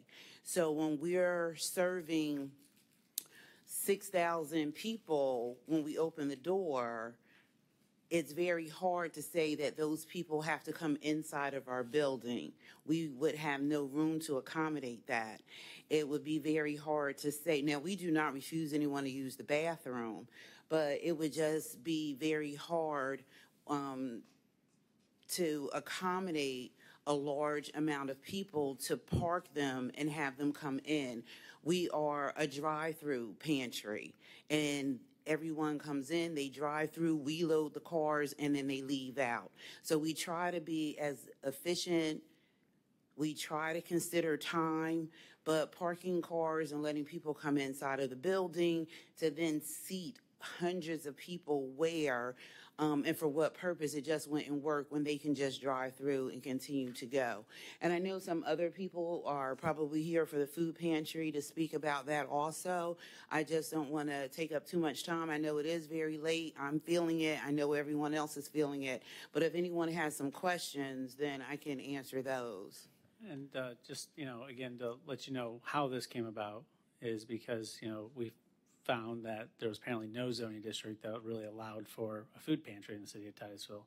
And therefore, we instructed the staff to try to come up with some changes so that we could allow, people to operate. So this is obviously a very, very first draft, and we're definitely going to be seeking the community's input. So thank you very much. Member Nelson? So curiosity, what hours do you serve people? So we do not have a set hours because we have to wait for semi trucks to come to us. We cannot tell the semi trucks, you have to be here at XYZ time. The shipping companies arrange the shipping times. They give us an estimated time. Some trucks come in, they're totally weighed. We don't have to weigh those, but we have to unload them. And once they're unloaded, then we have to process all that food. So this can be 50,000 pounds of food per semi, and we can get 1 to 3 semis in a distribution. So waiting for all those semis to come in, and if the semi is not weighed, then we have to weigh that. And if it's coming from one is coming from Orlando, one is coming from Cocoa, one is coming from Daytona. They could arrive at different times, and we can't start until all the food is in for us to distribute out.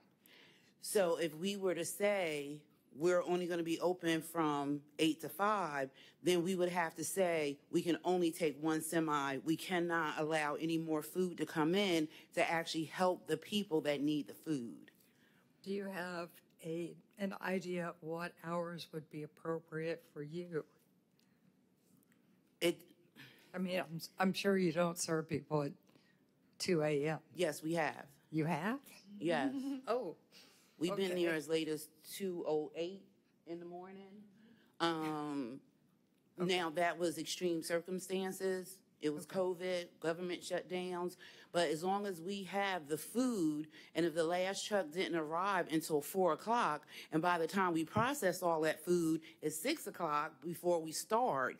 Now, we're there until 2 a.m. singing under the moonlight, getting it. And if there's a thunderstorm, we'll give out food in the rain. We have plenty of videos. We're pouring in the rain, giving out the food, but we have to stop during lightning. So if we stop during the lightning and it takes an hour, we don't turn those people away. We still have to give the food away. So now everyone has to wait. So can I ask you, where is Hummingbird? The old Riverview School on Jolly Road. So we're between Harrison and Lasita. It used to be a school back there. I went to school there. Oh, yes. So we're in the cafeteria. that has the walk-in freezers, the walk-in refrigerators. We can accommodate semi-trucks. We can only accommodate up to 300 cars. So we use staging areas, and then the cars feed into our area, and as they're leaving us, more cars are arriving. So we're set up in different locations to be able to feed all the cars to us. Okay. Okay. Thank you. Thank you very much. We appreciate it. Thank you. Member Moscoso? Yeah, I'll leave a lot of my comments for when it comes up, but I would say August 22nd is their next distribution day. And if possible, maybe you could send us the information. I've never been out there. I follow them on social media, so I get to see it.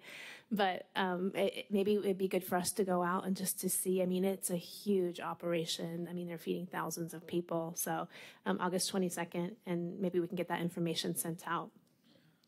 Thank you. All right, petitions and requests? Please come out. Yeah. Redhead girl. Hi, the redhead. I'm actually up here speaking for Elizabeth Baker because she couldn't speak again under petition or request, and she stayed all this time to talk about this item in particular. She's a concerned citizen, but as someone who believes deeply in the values of compassion, community, and constitutional rights, I understand the intention behind regulating food pantries and community services within the downtown mixed-use district. I must respectfully point out that the ordinance does not reflect the heart of the community that claims to care for its vulnerable. Instead, it appears to be anti-humanity, anti-Christian in spirit, and potentially unconstitutional in practice. By placing restrictive limits on when, where, and how people can access food, a basic human need, this ordinance effectively criminalizes poverty and burdens those who are doing the work the city itself has failed to do: feed the hungry, care for the forgotten, and uphold the dignity of every person. How can we, as a city, claim to honor Christian values when we are turning people away with zoning maps and tape measures? When Jesus said, "Feed my sheep," he didn't add, but only 3 days a week between 8 and 5, and not if it's within 500 feet from someone's home. This ordinance doesn't just limit where help can happen, it limits whether help happens at all. It harms small organizations, volunteers, and religious groups who simply want to give food without being forced to pay for indoor waiting rooms or navigate bureaucratic mazes. And it sends a chilling message to everyday citizens that compassion must be regulated. Moreover, denying people access to food based on location restrictions could raise constitutional concerns under the First and 14th Amendments, including freedom of religion, freedom of assembly, and equal protection under the law. So I ask the council, what happens to the soul of a city when feeding hungry people becomes a zoning violation? We must do better, not just legally, but morally. I urge you to reconsider this ordinance, not only in the interest of justice, but in the interest of who we are as people. Thank you. Thank you very much. Anybody else for petitions and requests? Like I said, we're not trying to overly regulate, at least from what I understand of this measure. Again, we want to provide a legal opportunity for these things to happen, because it was brought to our attention that there was no zoning district that allowed for this. And we have a bunch that are already operating in the city of Titusville. So this was a first crack at it, and not something that, obviously, from the feedback I've seen from council, nobody was overly thrilled by it. So, that's why we're sending them back to the people, figure it out. I've met with at least 3 or 4 different food pantries this week talking about this very issue, and we'll find a solution that works for everybody, but just so that we have a code to go back on, so that if somebody says we don't want this happening, we can say it's allowed, So appreciate it. Appreciate everybody's comments. I don't see. Yes, ma'am.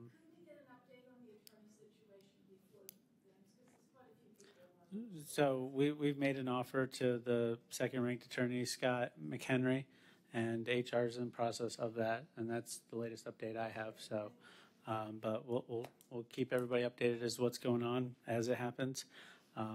Appreciate your guys' time. Our thoughts and prayers are with the officer that was here, and as soon as we have an update, if he's willing, we'll share that out. But with that being said, can I have a motion to adjourn?